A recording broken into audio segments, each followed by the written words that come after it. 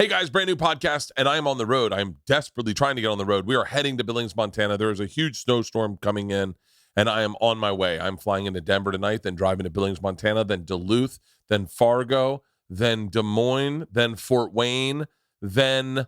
Did I say Duluth? It's not Duluth. Duluth is the next week. Duluth, Minnesota is next week. We're doing a stop in at Madison on State Monday night, I think. I think it's already sold out. And then Wednesday is off, and I'm shooting my special in Omaha. Omaha, if you are listening, we will be adding seats because we had kills for the cameras, and we're opening those up so you can get tickets at Bert.com for any of my tour dates. Alaska, we've had a second show at the Alaskan Airlines Arena. Get tickets there. Europe, Oslo, Stockholm, Berlin, Denmark, Dublin, Athens in Greece, Manchester. We've added a second show at Manchester, I think. London, Glasgow. What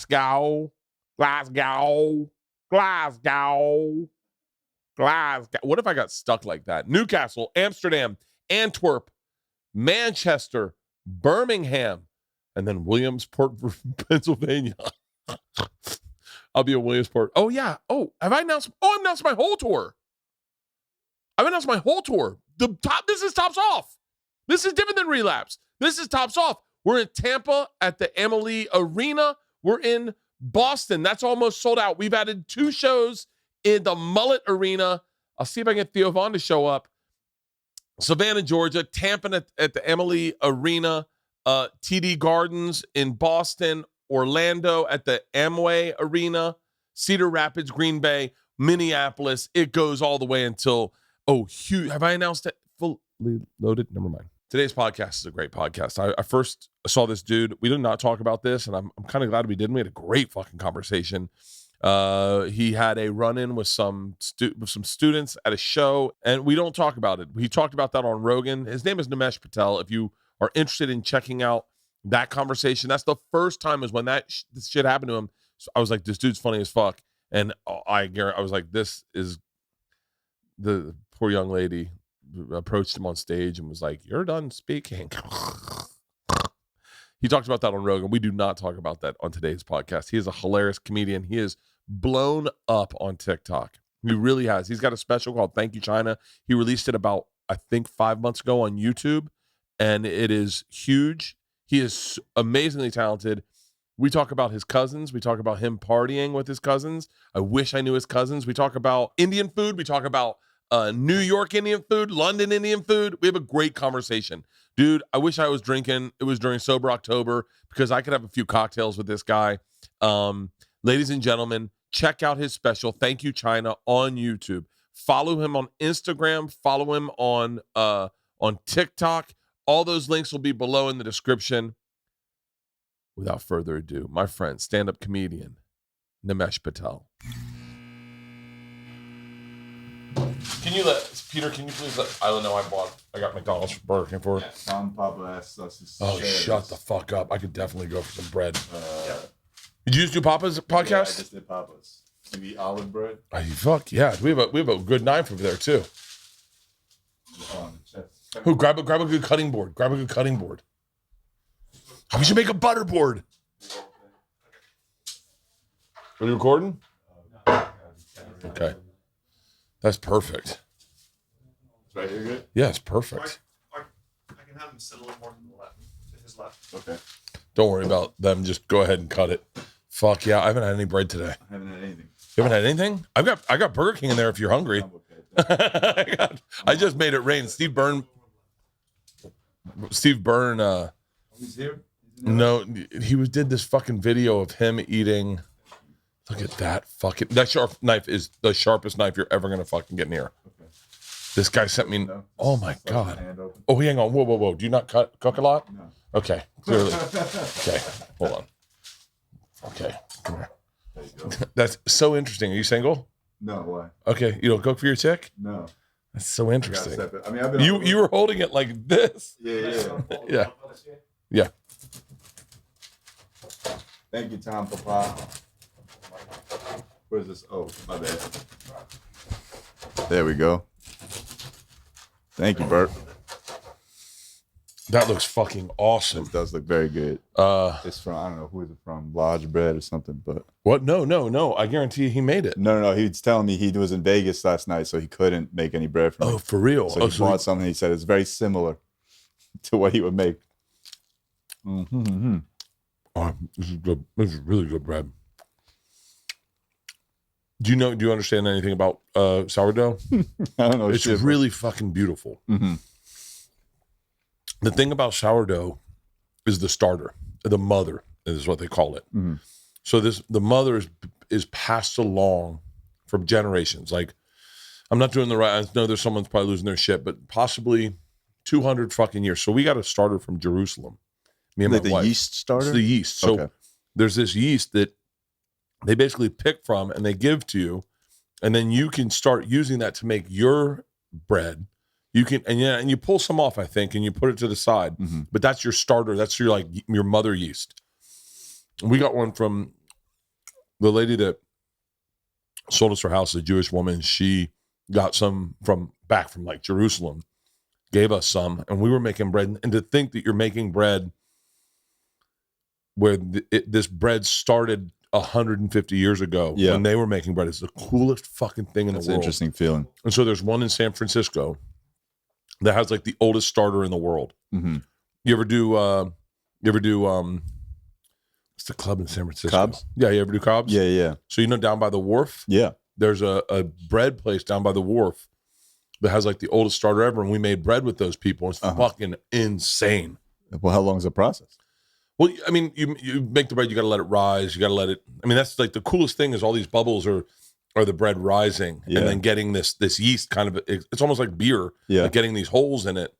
I've never been a big bread guy, like a good bread guy. Me either. But it's so cool, and it's a really cool thing that Tom does. But yeah, there's I don't know, there's a ton of things I wish I did, but I don't do any of them. Yeah, I wish baking is not one of them that I wish I did, but I want to get better at cooking. I was just talking to Tom about it, about like I just recently rediscovered how good Indian food is. Don't get me. You want to talk about it? Dude? You want to talk about it? Indian food all day. So I was first introduced to Indian food at a Russian strip club. Okay. They had all the strippers had eaten Indian food, and I didn't know what it was. Mm-hmm. So Indian food, when you cook it for someone and serve it to someone, is great. But when you smell it down the hall or you smell it on someone, is fucking disgusting. Agreed. And so these strippers had all eaten Indian food clearly at dinner. Mm. And I was getting lap dances, and I was like, they smell horrific. So I grew up in Florida, so we never had like Indian food at all. I mean, maybe there were some. Our experiences with ethnic diversity. Where in Florida? Tampa. Okay, that's weird. I mean, there's a huge one of the biggest actors. I think he was on 30 Rock. Can you please pull up Danny Putty? No, Indian dude. Danny was on. That's the only Indian guy on 30 Rock, from what I remember. Parks and Rec. Aziz? No. Motherfucker. Can you pull up Malik Patel? Malik Patel? I don't know him. I think that's his name. Malik Pancholi? Pancholi. Maybe that's Malik Pancholi. Yeah. Is that him? So Danny Putty was on Community. Sorry. Yeah. Malik Pancholi. Yeah. So he grew up in Tampa. I hope. Dayton, Ohio. It says Dayton, Ohio.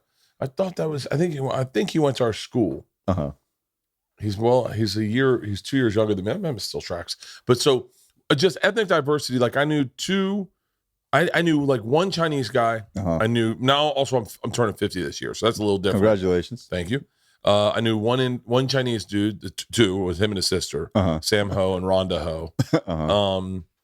I knew one Indian family. They played tennis with them. Okay. So low key, very attracted to his sister, and I didn't realize how hot Indian women were at the time. So I only met one. Right. So, and then as I got older, I moved to New York, and I was like, oh fuck, Indian women are hot as fuck. Yeah, they're everywhere, man. And so we didn't have like I had sushi for the first time in like college. Oh shit. Okay. Yeah. So it just Tampa, as much as you want to say, maybe it was our parents weren't as diverse. They weren't looking to like expand different palettes. So I go to this strip club. You're Jewish? A regular. Okay. Or not regular. Regular Catholic. Jew. Just Catholic. Okay. So I'm sorry. So that's the first time I ever smelled Indian food. So I've never even had Indian food. So Your whole life? I'm 30 years old. I'm 29 years old. I'm dating my wife, and she goes, "Hey, this is our second date." And she's like, "My friend Matt and Emma have this great Indian restaurant that they love to go to. We should go." So we go, and I walk in and I go, "Oh, it smells like Russian strippers in here." What? To this day, I love Indian food. And I get almost like offended when people have never had it, because I go, "How can you? That's like one of the best." Did you just grow up with Indian food? My mom is my mom, my aunts, my grandma, like all incredible in the kitchen. You know, like Really? just whipping stuff up. And the crazy, I was telling Tom this, is that my mom is vegetarian, but makes the best chicken like ever. Like we were at there's a restaurant called Sema in New York. It's a Michelin star. Yeah. Had their chicken. And I was like, this is my mom's recipe. It is just like on par, like that good. So I grew up just loving Indian food. In New Jersey, right? Yeah, Parsippany, like 40 minutes out of New York. And so like recently I became friends with a chef, Chintan Pandya, who's like famous now in New York for like Sema, Dhamaka, Masala Wal and stuff. And because of that, I've just been going to Indian spots, and the thing with New York is that you think it's got crazy Indian food, but for the longest time, all the Indian food in New York is just bad. It was yeah. Well, It's made for white people. It's mass produced. White people ordering, oh, this is what Indian food is, and then you're like, this is like, I'm tired of this watery shit. It's like British people. This sounds crazy, but I think British people put Indian food on the map. The best Indian food I've had outside of New York, outside of the market, is in England. I was just there. I was in London. It's annoying. It's annoying because like British people are responsible for colonizing all of us. Yes. I mean, you don't realize, I used to, like, I'm one of those like I'm by far no means woke at all. I'm same. Just regular. I'm regular. You're regular. Yes. Like I'm woke enough that I got offended when you got in trouble for the fucking Columbia shit. By being called racist, being called a racist and a bigot is, and which drove me nuts, because I go, his whole life he's been targeted by racists. Right. It's the worst. That's like it's like looking at the girl that got her arm bit off by a shark and go, "You're a predator." Yeah.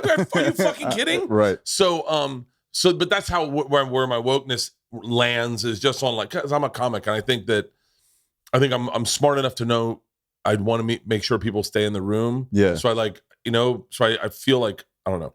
I understand what you're saying. Yeah. But I was late to how colonialism worked. Oh, okay. Yeah. I mean, India got independence in 1947. Yeah. And so India was fighting for a very long time, nonviolently. And then I think Gandhi broke them finally with the Salt Tax March.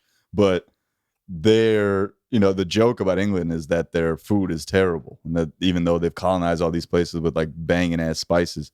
But then obviously mad Indians went to England. Yeah. And you go there and you're just like, I went to Gymkhana and I went to what's the other spot? I forget the name of the other spot. But I went and I was like, this is annoyingly whatever these Brits did to these Indian people to make them make the best food is the best thing they've ever done. It's so fucking good. You've been to London? Yeah. You had Indian food there? Yeah.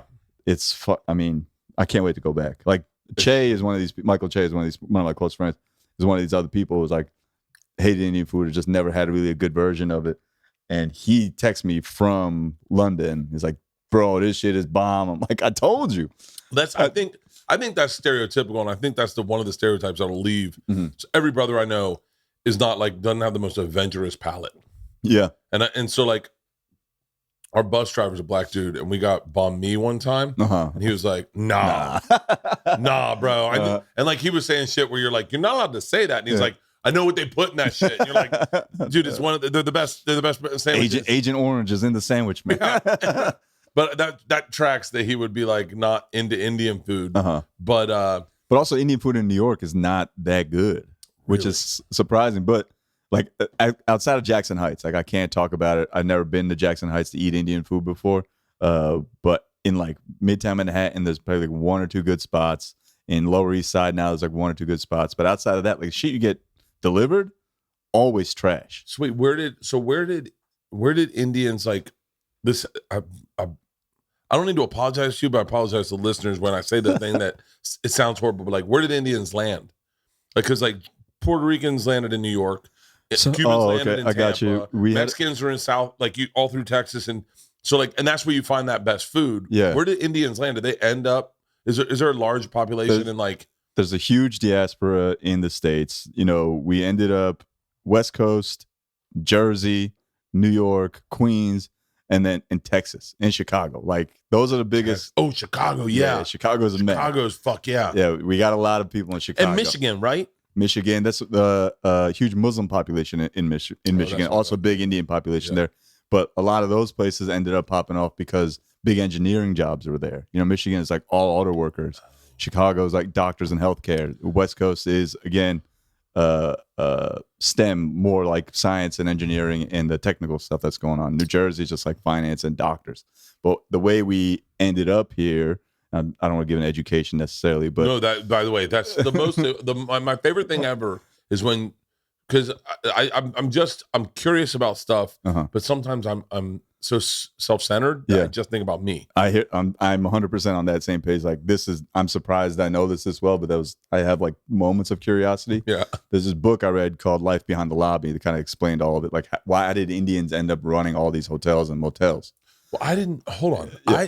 I just watched Minaj's special. Yeah. I'm not going to even attempt to say his first name because I've been fucking Hassan. it up for Hassan. Yeah. Yeah. I'll let you say it first and then I'll repeat it. Yeah. I watched his special and he was talking about his wife's a Patel, right? And she's the Motel Patels. Yes. And I was like, by the way, I'm oblivious to that stereotype, other than the fact that as he says that, I go, that's interesting. I stayed in a motel once in Sacramento, and 2 days in a row were the biggest Indian weddings I've ever seen in my entire life at that motel. And I went, and it was run by Indian.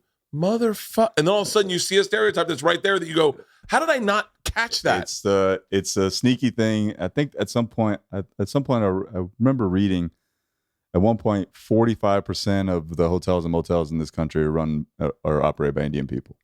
It's what happened was in the 60s and 70s, the United States needed people to come here, needed people to migrate and live in like tiny podunk ass places because there was a financial revolution occurring. Like, people were going into debt in these motels and hotels. At the same time, right after independence in India, the government had spent all this money to educate people, but they had no jobs available. So you had all these very smart people in India ready, looking for opportunity. At the same time, there's opportunity existing in America, where at least motels, where you could buy a cheap ass property and invite all your cousins and family to come work that property and live there at the same time, reduce rent expense. And then over generations, that just ended up expanding. Like, there's Indians end up in one motel. Another one's available. Let's buy that one down the street. Let's buy that one down the street. It's a very easy business to understand. It's like, you need people to live here, and you pay rent, and you save on not having to have your own apartment because you live behind the lobby, literally behind the lobby. That's why Asian people own donut restaurants here. What is that? There was one donut, the Donut King. I think that's the name of his place. And he was a Vietnamese guy. And he just started buying up. He was like, I'll start doing donuts. It's pretty easy. And then he was like, wait, I can just monopolize the business. I'll make the dough. I'll make the thing. Fuck it. I'm going to just start owning all the donuts. He owns all the donuts places. Nice. So you can get amazing fucking sandwiches at donut places. Oh, really? There's a donut place around the corner. And they make a white person sandwich with a Vietnamese flair that is so goddamn good that you're like, our best friends are Vietnamese. I'm Vietnamese and Chinese. And you'll bring they're big food snobs. And I brought those sandwiches over, and they're like, these are fucking amazing. I was like, well, let me take you where I got them. You got knocked 3 times. So there's always been the stereotype that Indian people are all like doctors, engineers. Yeah. And so India had like a societal push to make sure everyone got a great education. Yeah. So right after the Brits left, the government spent all this money to try to get people educated in science and technology and all that stuff, but there was no jobs. They didn't create the hospital infrastructure or anything like that. So you have all these smart people looking to put themselves to work. At the same time, in, let's say, Kansas, there's a hospital that doesn't have a doctor that's willing to live in Kansas and do nothing. Meanwhile, there's an Indian guy who's like, I'll move to Kansas. Sure, I'll move to America. I'll live in Kansas. If you talk to, if you go to the state, if you go to the Midwest and there's an Indian doctor there, that guy's been there for a long time, or he's making like 2 times what he'd make in a major city because he's living in podunk ass fucking Kansas. Yeah, because if you go to med school in the States, you go to University of Miami or whatever med school, you're gonna be like, yo, man, I'm going to New York. Yeah. I'm going to fucking Chicago. Exactly. Someone's like, well, they need him in Topeka. And he's like, oh, fuck that. I'm going to do tornado triage all fucking the rest of my life. Old racist white people dying and they're going to call me stupid. I want to see a white doctor. Like, well, they don't want to work here. So that's so crazy. That is so insane. There's so much I don't know about. Like, I really don't know. I remember calling fucking my brain's fried these days. Fucking yoked Indian Pakistani guy. Oh, Kumail. I called Kumail Indian one time. Oh yeah. Fucking he lit me up on stage. Oh really? Yeah. But we're friends. But and he did it in fun. Uh-huh. But like I still to this day, I kind of my entry point was Russell Peters. That was like my first like legit I love Russ, Indian friend where you could ask anything. Yeah. And you know just were like, hey man, I have a lot of fucking questions. Please. But I still don't. I get lost in the Indian, Pakistan, Afghan. Like I would never. I just really kind of shut my mouth and just don't say anything these days. I couldn't talk about Afghanistan or Pakistan that much. I can very little talk about the Indian stuff that I know about. Yeah. And that's only because I researched it for I was like, maybe I want to write a show about Indians working in a motel. So I researched and I was like, how the fuck did we end up here? And then I was like, oh, that makes a lot of sense. There was an opportunity and Indians saw it. And at the same time, it lined up with some shit going on in the motherland. How did 7-Eleven get the stereotype? I think it's I don't know, but my brain says it's probably a very similar story to the hotels.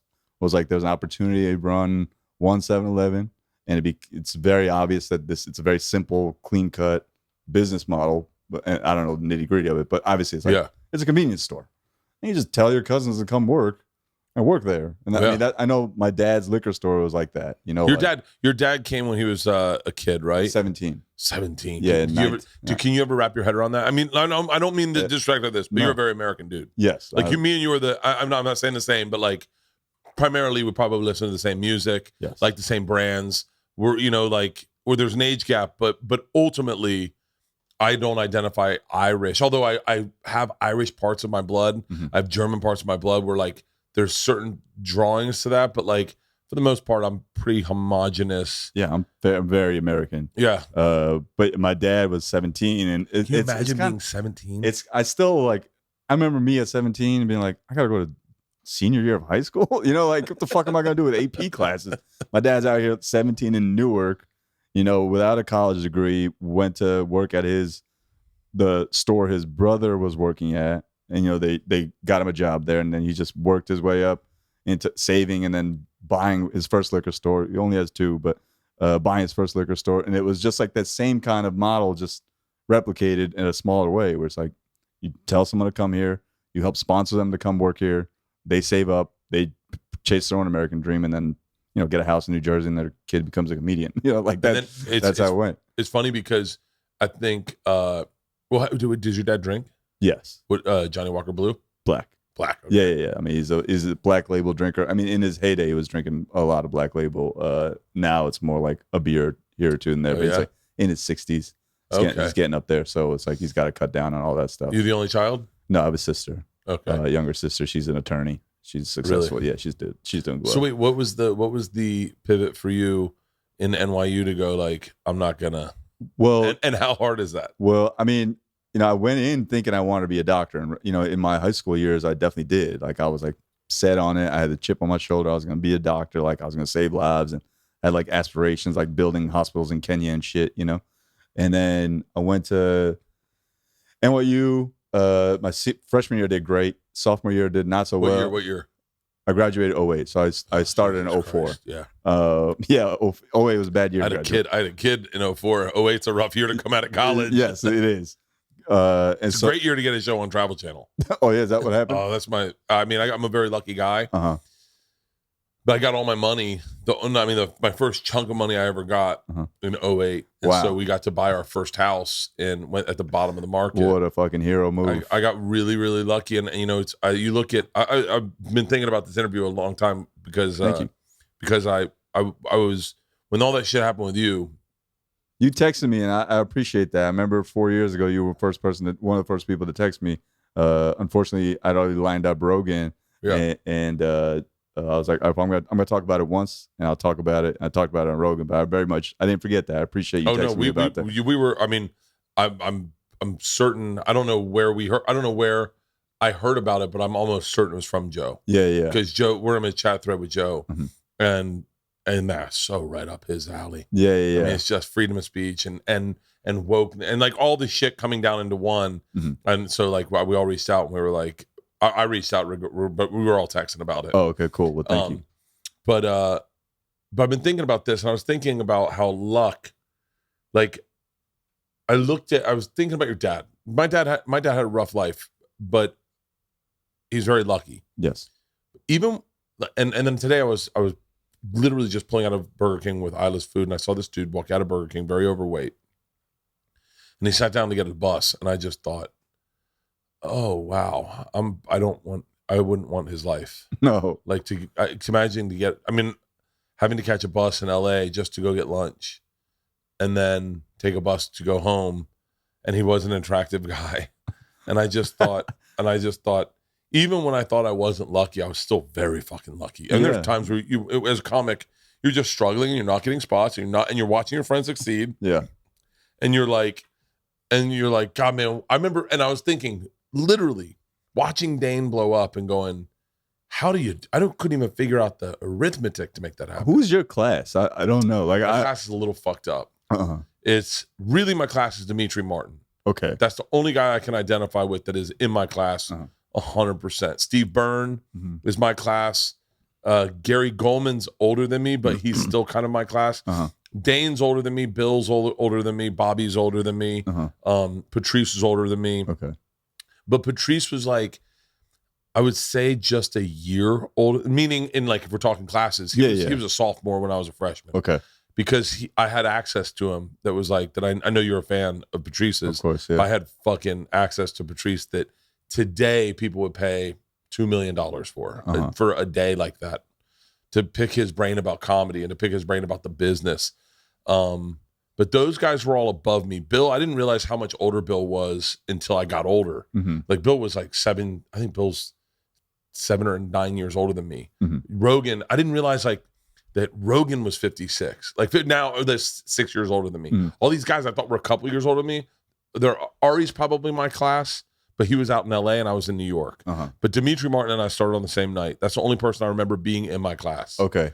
So we talk about Dane blowing up now. Dane's a class older than me. They all started when they were like 17, 18. I started when I was 26. Oh, okay. So, and Dane's my age, but he had just been doing it for like 8 years. 8 years at that point, yeah. Yeah, Jay Moore is older than me. Jay Moore was a movie star when I started. You started in New York? Started in New York, Boston Comedy Club. Oh, shit. Okay, back when Boston still existed in that corner. Okay. So, like, Secret Time, this is a little interesting. I don't have the picture up. I don't know where I put it.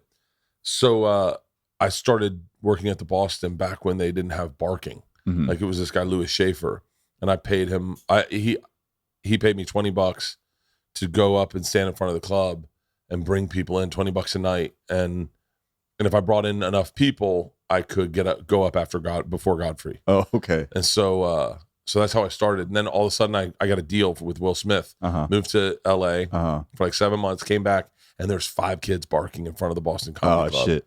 And then all of a sudden, and then I couldn't even get my job back. I was like, but I started doing television right after that.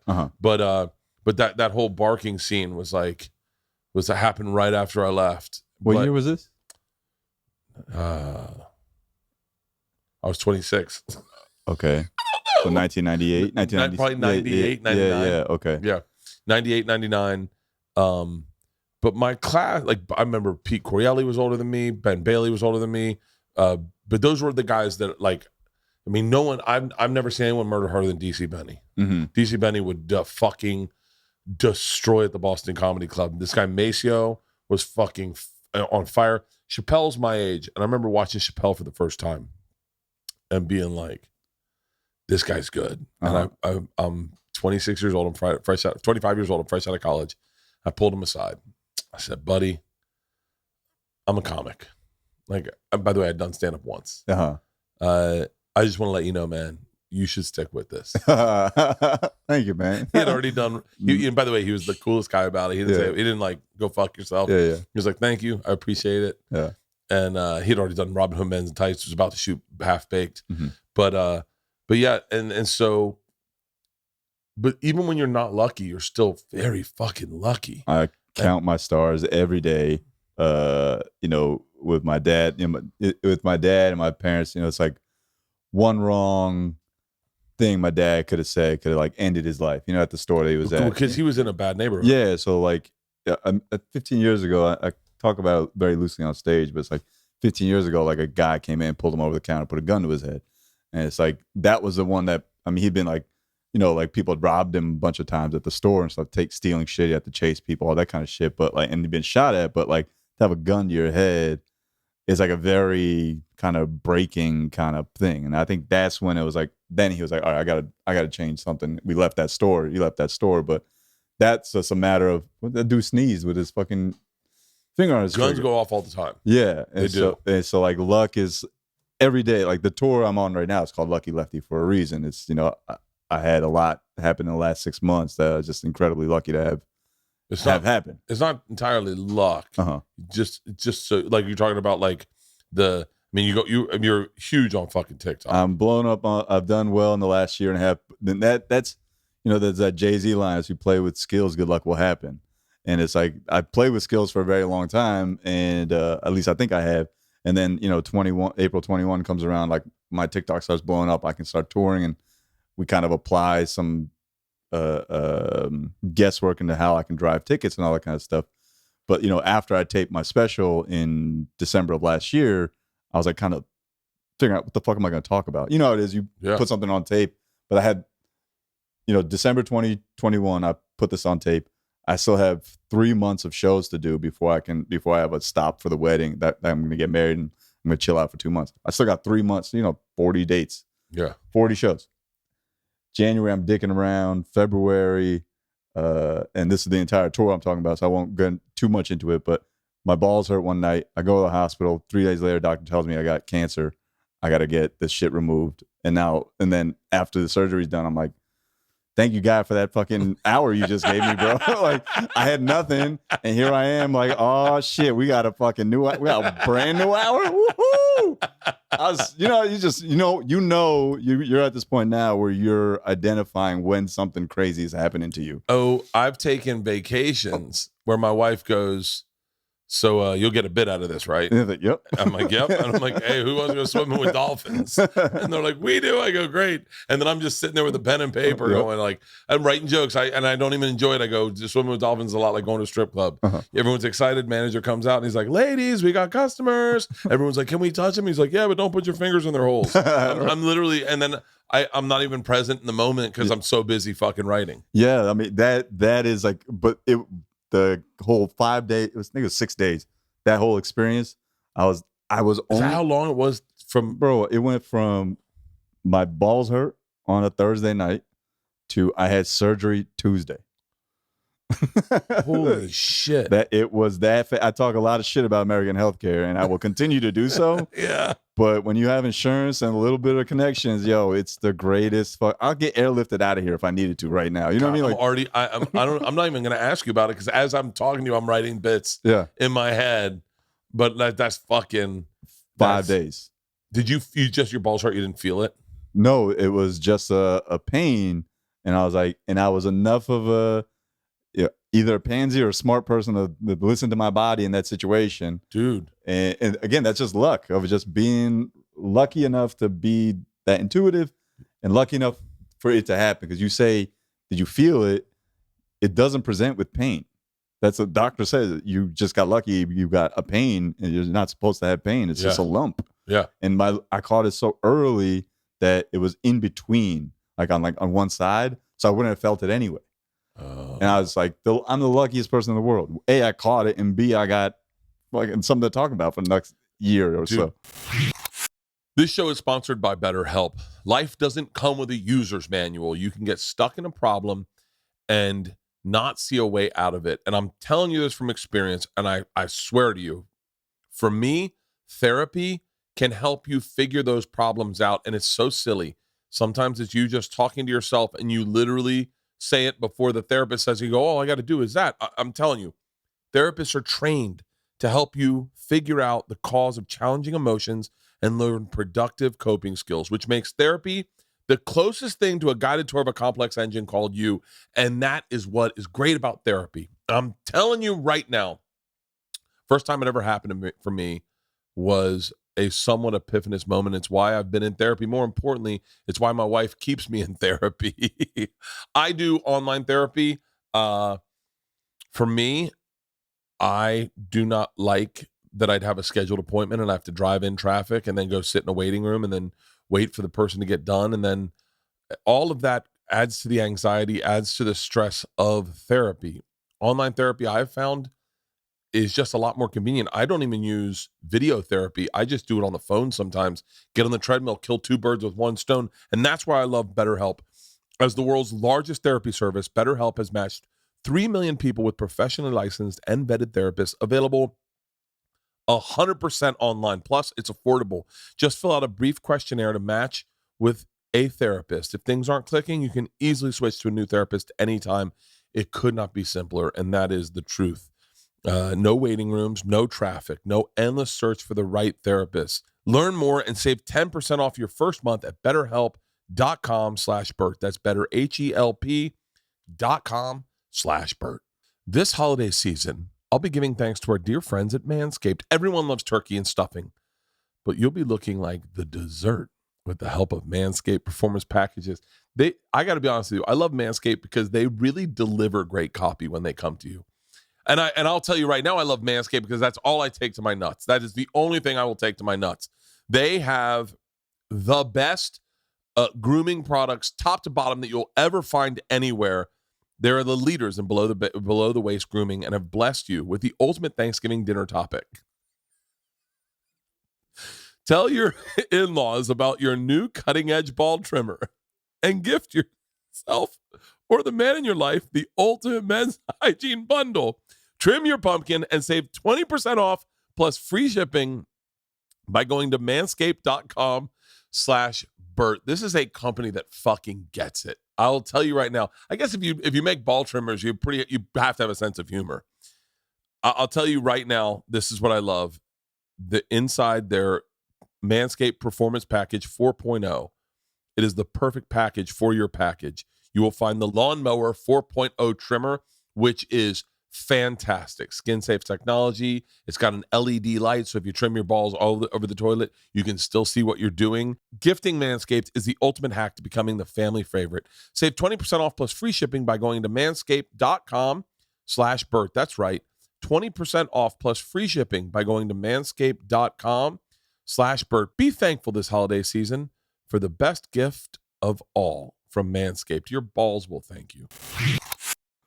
My dad, literally last week, it's funny, I didn't post about it. I didn't talk about it on social media or anything. Mm-hmm. And I was going to. I wrote a post about it because it was, my dad was laying in bed and just felt tightness in his chest. And he was like, that's crazy. It must be indigestion. Guess what? The next morning, goes to get on the treadmill, tightness again. And he goes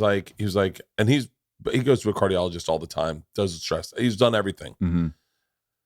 Goes out to clean the dock, and still a little tightness in his chest. And he's like, maybe I'll just go talk to the cardiologist. Cardiologist is like, brings him in, puts him on a treadmill, does a nuclear stress test, pulls him off. He's like, half of your heart is not working. You're going into surgery now. And so like 2 days later, goes in, they put 3 stents in his Widowmaker, and it was 100% blocked. That's crazy. But my dad, the 2 days before, was like freaking out, worried. What if they give me a open heart surgery? I go, this is the best news ever. Yes. We just saved your life. Like, this is the greatest news you can ever get. Yeah, the next 2 days are going to suck because you got to go do a procedure. Yeah. But you're going to get to go to my birthday. Yeah, like, exactly. Like, just for the record, if you hadn't gone, you'd be dead, and you wouldn't be at my 50th birthday. But it's super important to listen to your body. Then there's people like me who's like, I've had testicular cancer 3 or 4 times. Really? Well, in my head. Oh, okay. Yeah. Usually before a big trip. And I'm like, oh, I got testicular cancer. I have throat cancer. I have everything. I've had everything in my head. So I'm the person that probably shouldn't go to the doctor. But you are a hypochondriac that doesn't do anything about it. Yeah. That's what you are. It's fine, but I definitely am dying. Yeah. I hit up Andrew Huberman and I'm like, yo, liver pills. What do I take? my one of my close friends just on Sunday, he was telling me, his dad, 67, my age, my friend, and had a very similar thing happen. Like he was at the doctor, 67, doing the stress test. Doctor's like, something's wrong. Pull him off. Like, you need open heart surgery right now. And 2 days later, quadruple bypass. Holy Yeah, fuck. it's like, how lucky are we, like, that we can access all that stuff, but also that the stars are aligning for a lot of people, at least from my life, where I'm like recognizing stuff like, yo, this has to happen. This all happened because I'm just the luckiest person there is. The thing you do now is, this is what I wish I had done at 31. You're 31? 36. 36. Yeah. I don't know why I thought 31. Is get in front of your health and go to the doctor every year now. Yeah. Because then now you won't die. Yeah, establish those patterns, man. Because I just was like, I don't want to fucking do that. And then didn't go to the doctor until I think I was like 40. I would go every now and then, but I was like, I don't need to go. Yeah. I feel fine this year. I'm good. And then at 40, I started going to my cardiologist. And so I've gone, and there's a couple comics, I won't say their name, that they're the reason they're alive is because of me, because I was so neurotic about cardiologists. If we were talking in the green room at the store, I'd be like, you don't have a cardiologist? Boom. Set up a fucking appointment. Yeah. And I'd be like, what? I go, I just texted I left a message, left your phone number. They're going to call you. Do not back out of it. Get a fucking stress test. I can tell you 2 comics right now that owe me their fucking lives because they would have had strokes. They're on medication now. They would have just would have fucking died. Yeah, no, I mean, we're in such a business where we don't pay attention to our bodies because we're living like we're going to live forever. We're out drinking, partying. Do you party? Do you drink? No, I drink for sure, but I'm not you in that sense. Like the machine, I'm sober this month. Machine, I am not. I've had my fair share of shots and fun and blacking out and doing Molly and shrooms and all that kind of stuff. I've done all that. Yeah. And I still do it like once a quarter if I can. Yeah. But I've definitely tapered down. And on the road, I've been since April of 21. I've done like close to 300 shows. And if I'm out every night of those drinking after those shows, I would be dead. No, you'd be shocked. Your body bounces back. You just got to set up some rules. You think I look old now? You know what I mean? Like I'm trying to live like that fucking Big Pun song. I'm trying to live, but I wish I'd had that. I don't have it. But how long you been married? How long you been with your wife? 22 years, I think. 20. Okay. 20 years. I've been married like 18 years, coming up 19 years this year. Okay. So I'm only asking because like if you were on the road and you were if I were on the road and I was a single man and I was looking for shit to get into, I'm sure I'd be out doing all this kind of stuff. But I've just been like these last 2 years has been my only real time on the road. And I'm like married. I'm like, I got shit to do. And I know that if I were to drink, I would drink a lot. I don't drink to not get drunk. Who the fuck does that? I'm not having 2. I never understood that. Someone's like, do you want a non-alcoholic beer? I go, no fucking way. Why? What am I? Give me a root beer. I'll take the calories. Yeah, I'm gonna get fucked up. Yeah, if I'm going to drink, I'm drinking to get a buzz. Yes, and by the way, I'm not going to have 2 drinks to get a little bit of a buzz. I want to have a nice hearty buzz. Yeah. And I want my brain to say we should keep this going. I want at least once. Yeah. And I want to smoke a cigar. I'm going to want a joint. Like I like to fucking party. I don't understand. Like Segura will have 1 glass of wine at dinner. Yeah. And then be like, I'm going to drive home. And I go, first of all, you already had 1 glass. You just fucking call an Uber and get 4. Right. Let's kill the fucking bottle.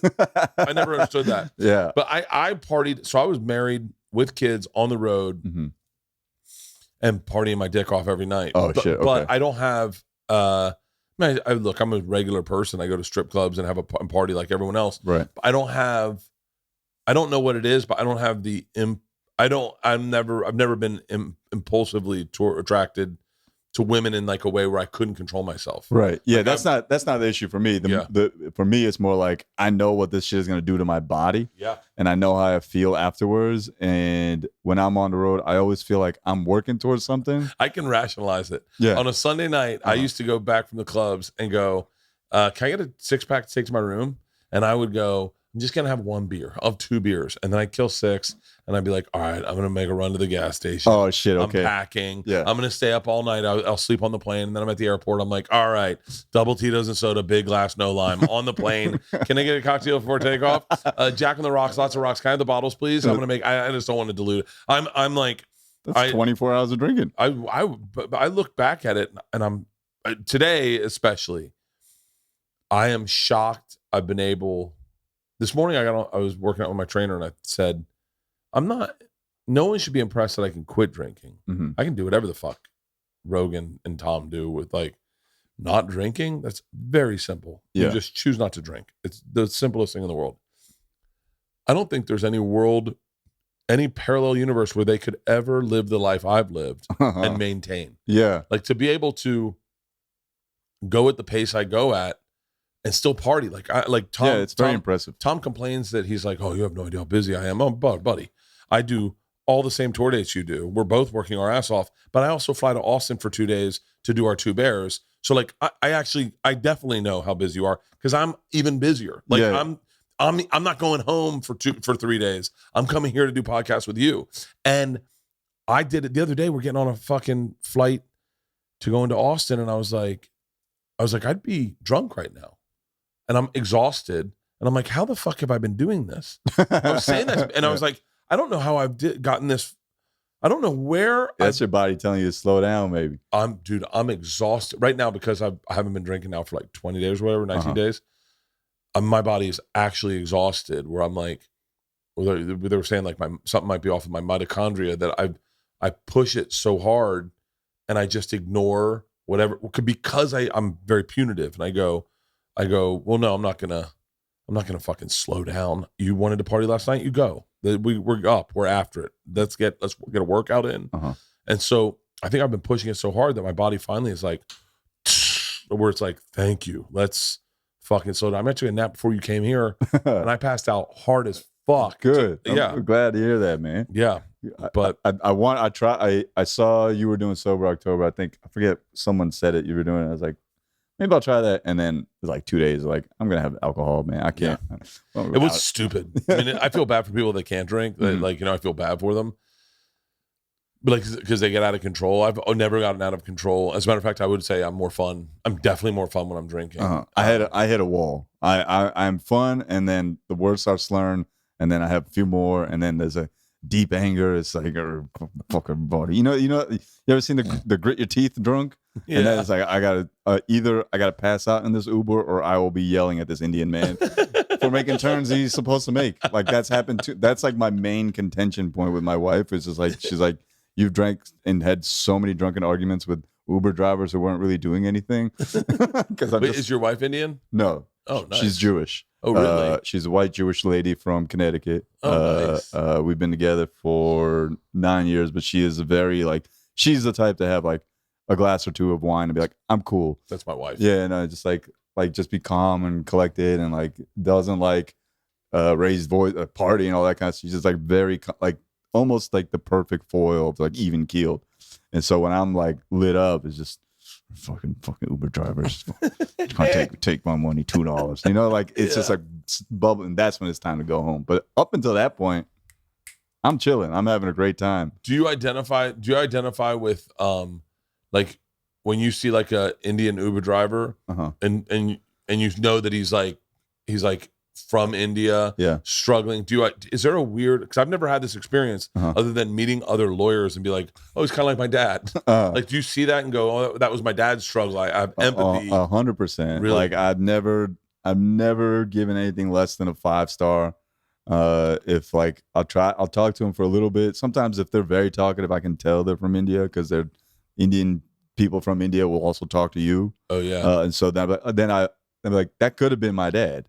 Like there's like a weird empathy. It's not weird. It's like very rational empathy of So, like, yeah.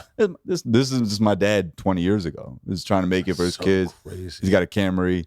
He's working. You know, I could tell he's a little sleepy. You know, he's been working for so long, and so there's definitely that. I'm like, man, keep going. Like I want to do what you did to Dave. Like, I mean, you're a really good driver. You know, like Yeah. keep at this shit. You know, that It's kind crazy of thing. because that the one thing I heard Chris Rock. I know you worked with Chris Rock, but the one thing I heard Chris Rock say that was like, there's a couple things where it's like, especially I think only comics do it personally. I take that back. I heard David Chang say something one time, but where you can connect with a dude like me and get me to see your experience through your eyes is so valuable, because that's how you kind of change the world, is letting people see it through your eyes.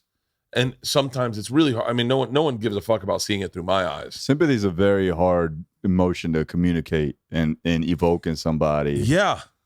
And for someone as a comic, it's like a subconscious or conscious goal where it's like, that's where the laugh comes from. Yeah. That's the source of the laugh. You see it. Oh, I get it now. That's Yeah. what it's like to be an Indian driver, have an Indian guy in the backseat who's not talking to you the whole time. Like, who's just mad and drunk at you. Like, I came from America. I came to America for this. Be yelled at by my own So people. this will be my kid. Yeah, exactly. You know, like This is what I'm making. Yeah, exactly. Bill Cosby said that. He goes, I have a hard time liking my kid. But it's weird now that you say Bill Cosby. But he said, I have a hard time with my kids because I never liked rich kids growing up. Yeah, and it's like, yeah. It's And exactly Chris it. Rock said, there wasn't racism. Look, I'm paraphrasing. I apologize to Chris Rock, but he said it wasn't like racism on SNL, but what it was there was a shorthand that Adam Sandler had with Lauren Michael because his dad looked like him. Yeah. Where he goes, my dad, the only time I ever saw dudes like that, they were cops or whatever, or teachers. Like I didn't have like if your dad looks like the guy you work for, you feel a little more There's comfortable. a familiarity with it. And, there's also at places where that are corporate environments where there is that boys club within the boys club. It's like, oh yeah, we all went to Harvard, or we all went to this place. We all came from the same background that you don't have as a person like myself. Oh, you still have it in stand-up. Like, I don't identify, like there's comedy scenes where I'm a very big outsider. Like SNL, like that writers, the type of guys that all wrote for the Lampoon and then came down and worked on Conan and then worked over at SNL and like even like the guys who write for roasts and write for like I don't not that I don't identify with those guys, but I don't feel comfortable in those circles. Like even like Mulaney and Nick Kroll are in a very different comedy world that I'm in, which is crazy because y'all doing the same work. Yeah, but it's like if I sit down with Nick, it's the same as you. Like we're almost the same person in the way we see the world and the way we communicate and what we like, and we could gossip for fucking hours. Yeah, I mean for hours. It's a reason that you never see any comic. You know this when you do Rogan. You're like this with Rogan. In a matter of seconds, you're like, oh, he's just one of us. There's a if we're quoting Chris today, there's I think when he did Comedians in Cars with Jerry, he's talking to Jerry. Jerry's talking to him about like how they were the only two people at a party. Yeah. And Chris went up to him and grabbed his shoulders like, comedian. like they're the only, like there's an instant camaraderie. Like if I saw you in a room, like, okay, I got you. Now we're gonna make fun of this whole thing together because I don't know anybody else here. Stanhope told fans online one time, he was like, oh, don't get it wrong. We can shit on Dane all day long, but if I was at a bar, at an airport bar, and Dane was there and you were there, I would never speak to you in a million years. I'd go right to Dane. Right. Because there's just a shorthand that we have. I don't know what I was talking about with this, but like Nick Kroll, I could sit and talk with Nick forever. But I definitely don't feel like the thing I do is similar to like the writers at SNL, or I don't. You think that's an insecurity? I'm sure it is. I'm sure they'd say the same thing about them if they came to one of my shows and I was like, hey, you want to go up? They'd be like, no. Like I've had alt dudes come out. Like, no, I'm not saying SNL's alt, but like I've had alt dudes come out with me and I've been like, yeah, come on, just to a spot. And they're like, 10,000 people, and they're like, nah. They're like, I don't think the thing I do at Largo is the thing that works here. That's a tremendous But insecurity. It's insecurity, and it's a self-defeating insecurity that I know that I have. Because like I remember being like comfortable at a club or comfortable with my thing, and then going out of it and just sabotaging it. Sabotage and being like a completely different. You're not gonna comic. like me. Yeah, they're gonna hate me. Right. I'm gonna just go up. I'm gonna just fucking tell my jokes. I'm just gonna run through my material. You know what I'm gonna do? I'm gonna fuck with them. And like you're going like, why not just go up and tell your material? It's a big thing that happens in Europe to comics. Like comics go over to London and they immediately start shitting on America for no reason at all. And you're like, what the fuck, dude? I had a great time in London. I fucking loved. I loved London. I loved it. Where'd you? I mean, you did like an arena or something. No. Yeah, I've done. It's funny. I don't consider my touring London. I've done London, but and I've done all over the UK and I've done Europe. But my experience with London, obviously, like when you said that, it was at the Comedy Store at London. Yeah. And I had the most fucked up experience you could ever imagine. Let's hear it. What happened? It was I was shooting And when was this? 2009, maybe 2010. Travel Channel shit? No, I was doing something for Showtime. Okay. So it was before my Showtime special. We were shooting in Amsterdam. And it was around the time where I was really kind of like finding out who the fuck I was on stage. I got very comfortable with the fact that I wasn't trying to be someone I wasn't. And that I knew what I wrote was good. And that I was comfortable standing by what I wrote. And then that's like the biggest turn a comic can make is when you're not replicating someone else, you're doing your own thing. Yeah. And we shot something in Amsterdam. We were flying out of London, and I said, we had a documentary film crew with me at the time. I said, let's go to this Comedy Store, I'll do a spot. So we called ahead, got a spot. And when we got there, they were like, it was like, never heard of you, bruv. Sorry, be it. And I was like, I'm bad at accents, but I kind of killed that one. Yeah, it was pretty good. So I was Sounds like an annoying drunk guy. Yeah. No, it was a bouncer, but one of the bouncers. And I was like, I think my name's on the list. No list. We know the comics here. You're not one of them. Go. And you're like, I'm certain. Trust me, if you ask around, maybe lady behind the desk. No. Are you, and like real cunty, not. Are you an angry guy? Yeah. No, not at all. Okay. I'm actually, we'll talk about this in a second. I do not like confrontation at all. Okay. She literally pointed to the names on the list. Are you them? And I went, no. And she goes, then you're not on the list. And I went, fuck. oh, I that does make sense. They were just doing their job. I'm sure they get Americans coming over saying they're comics all the time. Right. And so then finally the DJ comes out and he's like, oh yeah, he's on the list. He's good. And then everyone's like, sorry, didn't know you were on the list. And then I was like, okay, so I'm already starting off with my bad foot. I was supposed to do 15 minutes. They cut it down to 5. And I was like, okay. In my head, I'm like, I'm not really good at 5 minutes. That's not my strong suit. Right. I go backstage and the comics, the only one I remember was Boy with Tape on His Face. You ever seen that guy? He's America's Got Talent guy. Yeah, isn't he? But he was there. He was a stand-up comic? Yeah. Oh, shit. I didn't know that. Way, murdered. Oh, okay. Didn't talk to him. He doesn't speak. And so I don't know if he's mute, but he does. I don't think he speaks I never spoke to him. Okay. The comics that were on the lineup that night were fucking cunts. Oh. And they were like, and I walked back to the green room. They were not cool. They had a guest set on the show. They'd never heard of me. They were like, coming here with his American swag. This piece of shit. Guy's like, all right, mate, here's the rules. Mind the light, would you? And keep it clean, tight. It says do 5, you do fucking 4. You understand me? And I'm shit. And I'm like, this is the host. And I'm like, by the way, he's to this day is nobody, never has been anybody. It's definitely host energy, like the guy that feels really comfortable at his home club, but he's never going anywhere. That's why he's angry. Yeah, and they were all cunts. They were all cunts, except for Boy with Tape on His Face. He was a really sweet guy. He made it Didn't out. say a word. Just tape on his face and his hands. That's why he was not a cunt.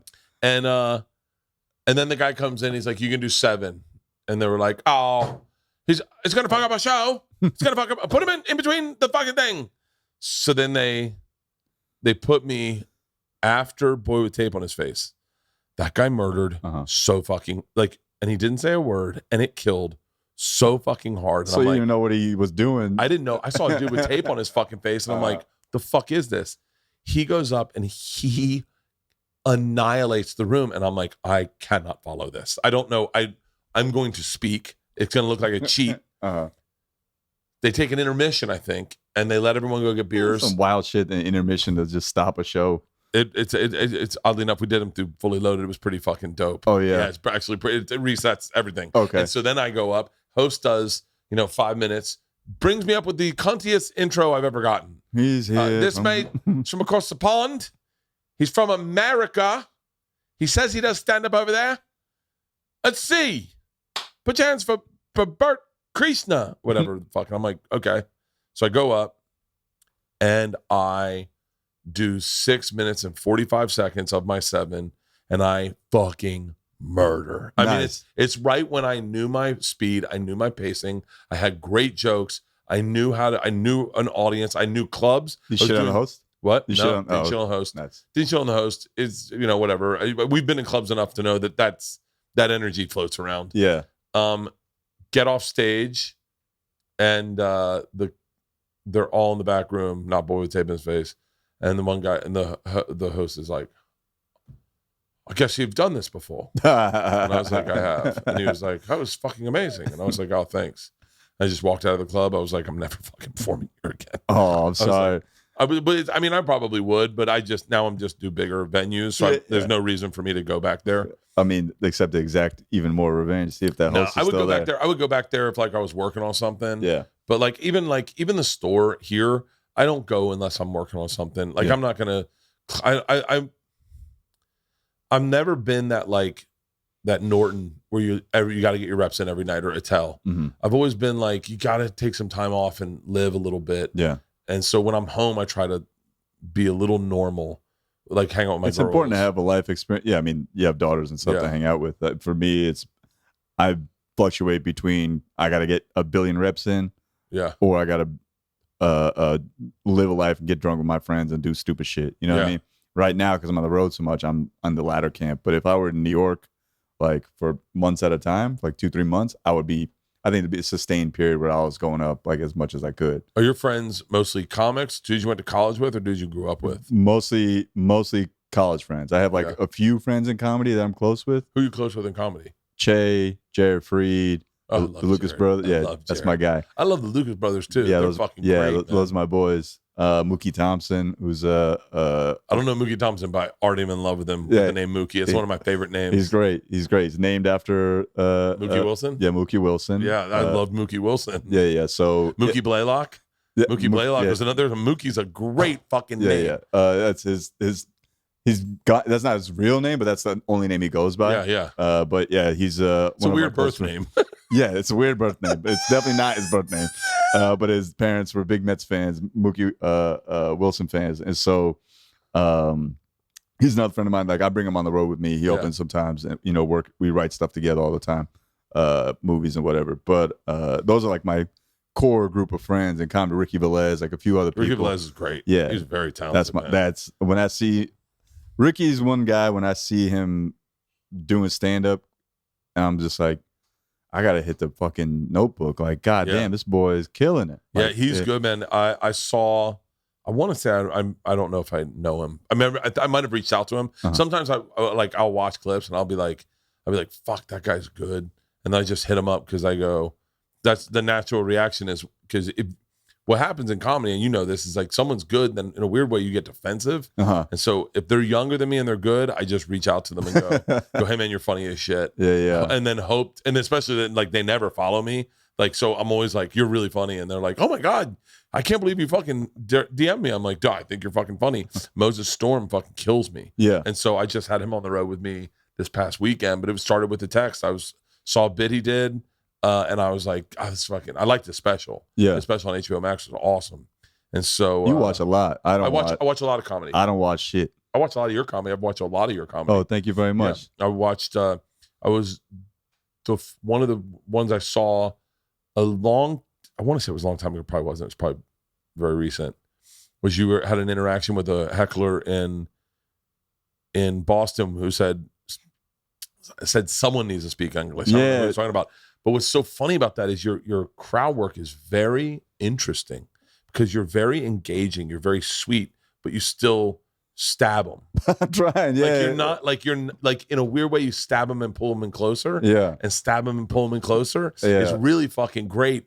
And it was funny because that clip in specifically spoke volumes to your experience in this country and your experience in this world and your experience with white people. Thank you. Yeah, I mean, it was such a that specific moment sticks out in my brain for a lot of reasons.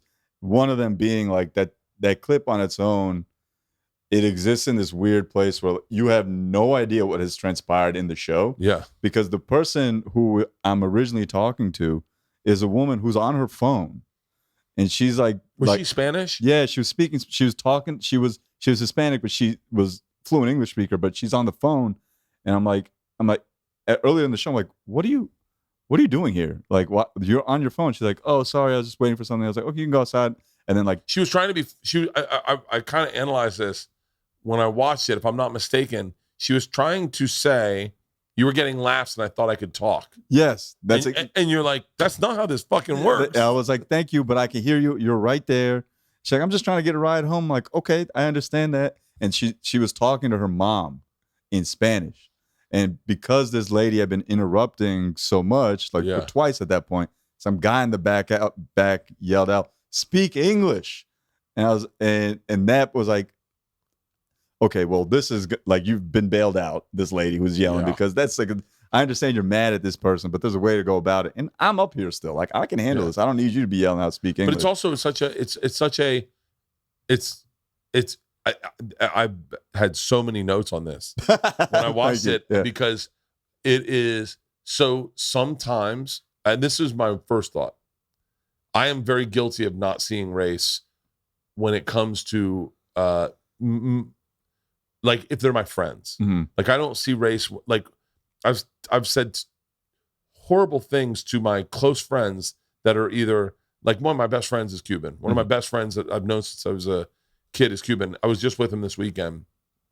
We met each other when we were 13, and I completely forget he's Cuban. I completely forget, and I will say things sometimes that are off color, and then I forget. Oh fuck, our experiences aren't identical. I did it to Jesus Trejo. Yeah, I was with Jesus Trejo, and I was like, super funny. I love Jesus. Fucking hilarious. Yeah. And the lady came over and she goes, "Would you like some chips and guacamole?" And I go, "Yeah." She goes, "What tortillas would you guys like?" And I go, "Flour." And then I look at Jesus. I go, "I fucking hate when they do that." And he goes, "What?" And I go, "They put the fucking extra Spanish on the word, like what the fuck?" And he goes, "You mean they say it the right way?" And I realized, oh, Jesus is Mexican. But that guy, in a weird way, it's almost like I was wondering if he didn't see you as a person of color, like, and was just like, "Speak English," like you were gonna go, "Yeah, speak fucking English." Yeah, and you were like, "Oh man, how can you be this fucking stupid?" Yes, and then you're like, you can't say.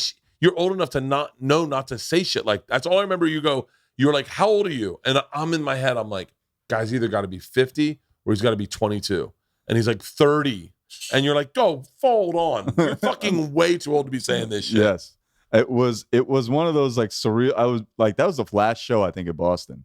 I think I did 2 or 4. It was 2. It was a Wednesday night. And I remember there was a second show, and every time I come to Boston, I open with like, every time I come to Boston, something racist happens to me. Or something racist happens around me, something in my peripheral. There's just a little tinge of racism in Boston. And we had gone so long up to that point of like nothing racist happening. And speak English. I was like, oh, bro, come on. And then, I read the comments. People are like, it's not racist to say speak English. I'm like, it kind of is. It is to you. Here's the thing is that the thing I say is it makes you cringe. And it maybe it's not straight out racist. Right. But it all you got to do is get me to cringe a little bit. And that happens a lot. Me more so than like, because I grew up in like, I didn't grow up in a ton of diversity, obviously. And so people still say fucked up shit when I'm at home. And I will just cringe going like, in my head, I go, you're talking too loud to talk like this. Like, don't, and I'm not saying like the N-word or anything, but just like weird fucking shit where you're like, I'll give you a perfect example. This is a perfect fucking example. And by the way, I feel safe saying this. Please. My dad, we went to an Italian restaurant and the guy said, you should get that. He's an Italian guy. It's a good bucatini. And my dad goes, hey, a bucatini. Back to him. I go, Dad, you can't do that. And he goes, what? He said it to me. I said, no, but you can't do his accent back to him. That's kind of fucked up. And I'm like way too famous for you to be doing that. That's classic dad shit, though. And he was like, what, buddy? It's a bucatini. And I go, stop that. Dude's already fucking making it worse. So like those kind of things are just enough to make you cringe. It's not racist, but it's like, okay, that shit's got to be scrubbed a little bit. You can't. And I could tell he was trying to be, he was looking at you like, this is my guy. Yeah. Because you were like, I think you were like, where did you find me? And he was like, the internet. So he's a fan. He's a fan. And I think he thought he was helping the situation. Yes. And you're right in that he probably didn't even see me, or there was no awareness as to what him saying speak English to an Indian guy was going to be to when he's talking to a Spanish heckler. Like the context is so wild. It's so wild. And he doesn't think of your father's journey, the fact that the man you love the most had to come to this country where people looked at him and speak fucking English. Speak English, yes. And like that's his, I mean, it was so interesting to me because in my I would have immediately, without thinking, I'm trying to think, how would I have handled that? And I would have befriended the guy who said speak English. I would have tried to gotten close to him. Because by the way, my crowd work was always mediocre because I had a hard time handling people roughly. Like for whatever my likability is, that whenever I am mean, it really rubs people the wrong way. I hate being mean though. Like I think there's a instinct in me to be that, and you know what people have seen on the crowd work is I'm very snappy with people. You're very slick. Yeah, like you're very like smooth. I try to be, but that's me on purpose, like fighting the instinct to just be the mean person. Yeah, because I much rather just be calm and like have it not land in like a mean, like tense place. Yeah, because we effectively have bully pulpits when I could bully the fuck out of anybody in the audience to the point where it's like uncomfortable and people might be having a great time, but that one specific person might be having the worst night of their life because I could have destroyed that guy. And I think that from a recall, I rallied the crowd around him and they're like, come on, bro, you too old to be behaving like this. You're off the hook. Like, let me talk to you for a second and trying to, I may have lost the fan in that moment, but that could have been an even worse kind of doubling down, being mean about it. And my calmness is just me fighting the instinct to be mean. Because I grew up surrounded, 16 first cousins, and our love language was just shitting on each other. Yeah. I can do it very well if I wanted to. Yeah. To a point where it's like, all right, now you getting a little touchy, man. Like I'll make people, I can make grown people cry if I really wanted to. And you have the power to do that too. I've done it. I made people cry. I made a woman cry. I made a woman cry. Oh. But I got lucky. When I started stand up, when I started the whole stand up, go down the wrong pipe. Gonna live up to his name. Liquid Death. Funny story about this. I'll tell you after this finish. Sorry. I remember I would have zingers that I thought was like, oh, this will shut people down. And I would lose the whole audience. I made a woman cry one time. I said something to the effect of, God didn't give you a mouth for talking. And she was like, I liked you. And I was like, what? And she goes, I was trying to help you. And I was like, well, you're not. Shut your fucking mouth. And she was like, don't talk to me like that. And it was like, all of a sudden it got really personal. I was lucky enough to do it when no one had fucking phones and no one could record. I mean, some of my crowd work went so sideways. Oh my God. And I would take chances that I would never take now because stand-up was a little different back then in that, like, Cleveland Improv used to be a predominantly black club. Oh, really? Yeah. It was all black, and it was in the Powerhouse District, I think is what it's called. It's a great bar right on the corner that Ryan Dunn, his mom used to work at. And then there was a great strip club, Christie's. It was like, and you would get the most aggressive crowds sometimes where they were like, prove yourself. Yes. And you'd have to prove yourself. And the only way you could prove yourself was to challenge them back. Mm-hmm. And I've said some pretty aggressive things to all black audiences where you go, now if they had a video of that. You didn't Kramer them, did you? No, Okay. no. So one thing I was saying to someone the other day, I was saying to Ron, my bus driver, he was like, when's the last time you said the N-word? And I was like, I had to think. I was like, sang it? Because I've sang it still. And I go, I don't think I've said it in a very long time. And he was like, at least you're honest. And I was like, well, no, I grew up in Florida. Like, I remember I grew up in a neighborhood where that word was part of the vernacular of things, of different actions. They use it as a verb. And I was like, you can't deny your past. Like, that's the first neighborhood I lived in was white trash, like really white trash. And then the next neighborhood we moved to was, I want to say like, it was nice. It was way nicer. Your dad's a lawyer. My dad was a lawyer. He worked for, when he was just a regular lawyer. Most lawyers don't make money. And so when he was a regular lawyer, like just personal injury, he had represented a biker gang called the Outlaws. Okay. Which is only very interesting to a comic because there was a club in Milwaukee that was owned by one of the ex-Outlaws. Oh, shit. Yeah. So if you ever worked that club, there was a biker gang that ran it. And so I got in with the owner. I think the owner's passed, but he didn't like me all week. And then at the end of the week, he goes, I said something like, oh yeah, he doesn't like, he's a biker. I said, what biker gang? And they said the Outlaws. I said, it's funny, my dad represented the Outlaws. And they were like, really? And I guess word got back to him. So the Sunday night, I'm walking, I was like, what's up, buddy? And he was like, who's your dad? I said, my dad's Al Kreischer. And he goes, he represented Outlaws out of Jacksonville. And I said, yeah. And he goes, hold on. You're the little kid. And I went, yeah. And he goes, you remember any of that? And I said, I remember there was a guy named Lefty and a guy named Slowpoke. And he goes, you're the fucking little kid. And I was like, yeah. And it was like this, he was like, God damn it. Al Kreischer's son's a comedian. And I was like, yeah. So my dad represented them. And then my dad, was that Lefty or Slowpoke? No, it was neither. It was, I think his name was, I don't know. I'm not going to say his name. Okay. And so, but then my dad got the Church of Scientology. And so, as a client. Yeah. Jesus. So he defended someone. So this is the way the church worked back then. I'm sorry if Tom Cruise is losing his shit right now. But like, this is the way the church worked. Someone tried to leave the church. The church didn't want them to leave. There was like my dad represented the person wanted to leave the church, and he won a lawsuit against the church. So the church went back and said, anyone who could beat us is good enough to be our attorney. Got it. And then hired my dad under retainer, basically because they were really big out of Clearwater. My dad was in Tampa. So they basically just cut in their competition so that no one could go to my dad going, he's already beat the thing. So he was under retainer. So we got money. Got like, I want to say like $300,000 or something as like the retainer. So we could move out of that shit neighborhood. But they were saying the N-word the entire time. I remember the first time my dad went down to someone's house, knocked on the door. My dad's from New York, very fucking liberal. Knocked on someone's door and was like, you guys using the N-word in front of my son? And the dad was like, who gives a fuck? I mean, it's 1970 fucking 7.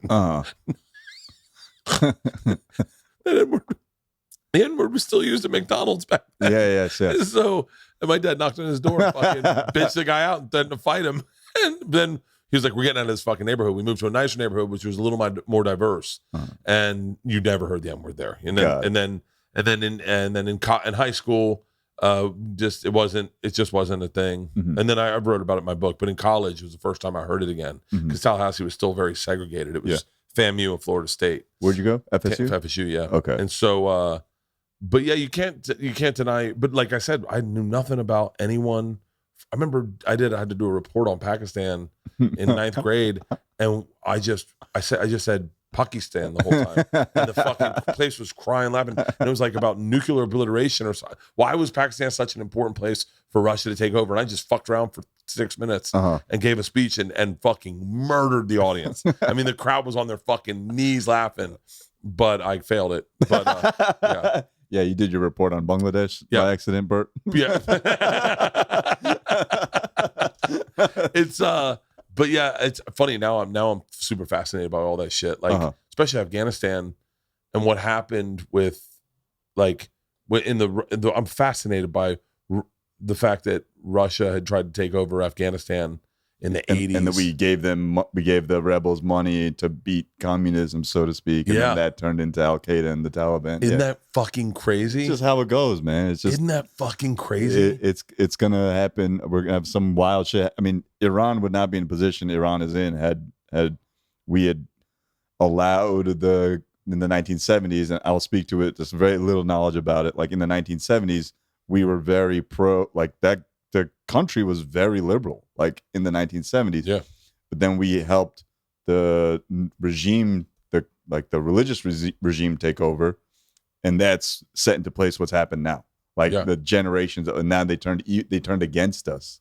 But it used to be like this, the New York of the Middle East, you know, like the beautiful place Iran was. Isn't that crazy? I'm sure it still is, but you know, obviously it's a fucking run by theocracy now. But I would love to go over there. I want to go over there too. Have you ever been to India? I've been once. Really? 2013, first time ever. It was. I look back at it like very fondly, but I also remember being such an asshole to my parents. Oh, you were with your parents? And my parents and my sister. And I was at a point in my. So I worked in finance in assistant positions from like 2009 to around 2016. Mm-hmm. And it was right after I'd been let go from the last job I was going to have at this investment bank as an assistant. And I was also still not sure of my place in comedy. You know, I was like 3 or 4 years in at this point. Like, I want to hit open mics all the time. Like, the fuck? And now I got to go to India, and like, it's like smelly, and there's my parents aren't rich or anything. So we're not living like kings out there. We're doing fine, like middle class. But I'm like, you know, like the roads aren't good. Like all this shit is just playing in my head.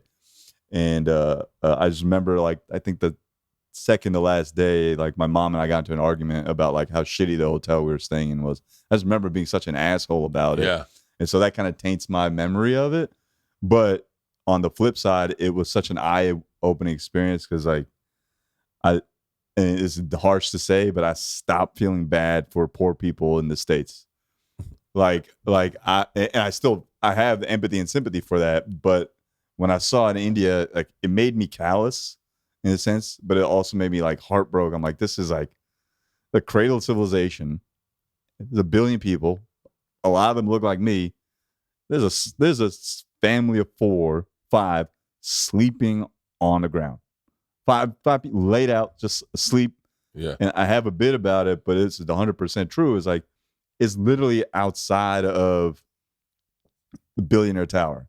You know Mukesh Ambani? No. Mukesh Ambani and the Ambani brothers are the 2 richest people in India. Like net worth each is like $40 billion or something. I hope they're into 2 Bears, 1 Cave. I would love to meet dudes like that. Keep going. They run a conglomerate. They have like $80 billion total or something. They built the world's most expensive residential building ever. It's just for them. It's a Pull up these brothers. I want to see them. Good luck. Good luck spelling their names. Mukesh Ambani. It's spelled exactly how it sounds.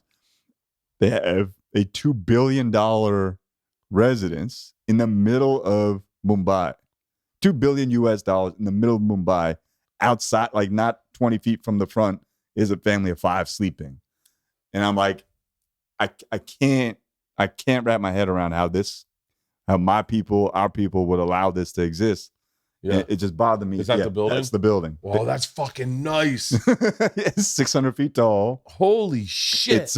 It's a family residence. They got gardens and garages, and I gotta go to India. By the way, I've heard so much about India. I want to go perform. I can't wait to go. Yeah. Let's go. Okay, I'll set it up. Please, I'll set it up. I will definitely go. Yeah, we can move some tickets. What's the comic who's really big? Veer Das. Yeah. Veer Das. He gets in trouble with India. Because he's from India, so like he can't exactly. I think what he told me, they're charging him with defaming India on non-Indian soil or something. Yeah, is that what that guy looks like? Oh, that bums me out. Yeah. I thought he'd be younger and cooler looking. No. He's the evil Indian billionaire. 85. See, this guy could definitely help change India. See, okay, hold on. We have too much to want to talk about. Yeah. So wait, Veer Das did that speech at the Kennedy Center. I didn't see it, but yes. It's pretty good. Okay. It's pretty good. It's pretty good. I can't say anything to it. It's pretty good. Okay. Like I as a comic, you want to pick it apart, but it's pretty good. Okay. But there's parts I don't understand because I don't really know too much about India, but I know that people were outraged, but it doesn't seem like it wasn't like Hannah Gatsby. Like it was like, I don't understand why everyone got really upset. But India raped me. Yeah. What? But by the way, joking, Hannah, if you ever want to come on the podcast, I'll have you on a heartbeat. But he got into a lot of trouble for it, and I watched it. I liked the speech. I think I hit him up and was like, dude, great job. Out of the fucking billion people that hit him up, I'm sure. But he's from India. Yes. And so he kind of can't but he's an is he big in India? He's huge in India. Okay. I thought he was big. He's big here too. He's got a massive fan base in India. He's big here too in the expat community and the Indian community for sure. But I think he was telling me in his first special, or one of his first specials, they did 2 venues, kind of like how Chris did Kill the Messenger, cut between. The India one is I saw that 10,000 people. And the American one's 600 people, so Sacramento Funny Bone. Yeah, something like he's the Pasadena Ice House. It's just it's such a huge difference. I mean, but he's growing here, and he's very successful here. But in India, it's like a fucking entirely exponential difference. It's got to be weird to be so big in your country that you have to take, fucking private Sprinter vans places. You have to have security, and then you can come here and you go, I'll just take a taxi. Yeah, I'll just chill, man. I'll just walk down the street. It's got to be kind of cool. Yes, especially for a guy like him who's so big, then to come here and be like, well, maybe that not. Maybe he wants to be as big here as there. I would imagine. Yeah, I would imagine. What narcissist that does comedy doesn't want to be as big. I just realized I won't need to take I'm pretty. When we're traveling in the States, I usually travel at Sprinter vans and car services and fly private when I can. But when I'm in Europe, I can fly commercial. I can fly commercial coach, and everyone will be like, I don't know who the fuck you are. Yeah. And you're like, and I go, that'll be kind of fucking it's refreshing, nice. It'll be nice to be able to just be disappear into fucking. It was like that. Well, I take that back. No, that's not true. Are you in the streets famous? Yeah. You are? In LA? Yeah, everywhere in the country, people will bother you. Yeah. Well, let me rephrase that. I'm accessible. Mm-hmm. My, whatever you want to, for lack of a better word, brand is approachable. Yeah, I was gonna say, I feel like people buy me a shot, they want to have a drink with me, they want to talk to me, they know me. I've been so open and honest on podcasts that they feel like they know me. Yeah. And so people will be it's pretty, I mean, anyone that works with me now is pretty aggressive, where you're I used to be able to I used to love this is before the show, go for a jog at 5:00, jog for an hour and come back at 6, take a shower. And I can't leave my tour bus. Oh shit! Without security or without, I can't even go outside my tour bus sometimes because people are lined up out there. Yeah, but I think it's all good. You've I've always my daughters hate it. Yeah, I imagine it was very problematic. It's got to be very different with kids. My daughter going to college, it was very problematic because I went to drop her off and it was every 10 minutes someone would recognize me, and my daughter's like, I just want to go to school here. I don't want to be your daughter. I just want to go to school here. And so I kind of had to take a back seat. It ruined one college for her. She went to Boulder, and we went to do a tour, and everywhere we went, kids were recognizing me, and she was like, and she immediately was like, I don't want to go to school here. And I was like, motherfucker. Oh, I'm sorry. But she's happy where she's going. But yeah, it's not bad. I like it. But I'm an approachable guy. I like interacting with people. Yeah, So I like it bothers too. me. But what gets to me, like I'll be on stage and people will ask me like personal questions. I love that. I find it. I will answer some personal questions, but there's like I built up like I instilled a policy in myself. Like there's some things I'm just gonna be like we ain't gonna be friends. Oh, You know what I mean? Like I see. I have the exact opposite where I tell secrets. Oh, okay. And so like so that's why I fucked that up. I started telling secrets about my family, about everything. I part of me loved when comics did that, when comics get drunk and go on Stern and they just tell everything. And I think part of me just started doing that naturally. And it's definitely not a wise way to approach this business. Yeah. I mean, it isn't. I'm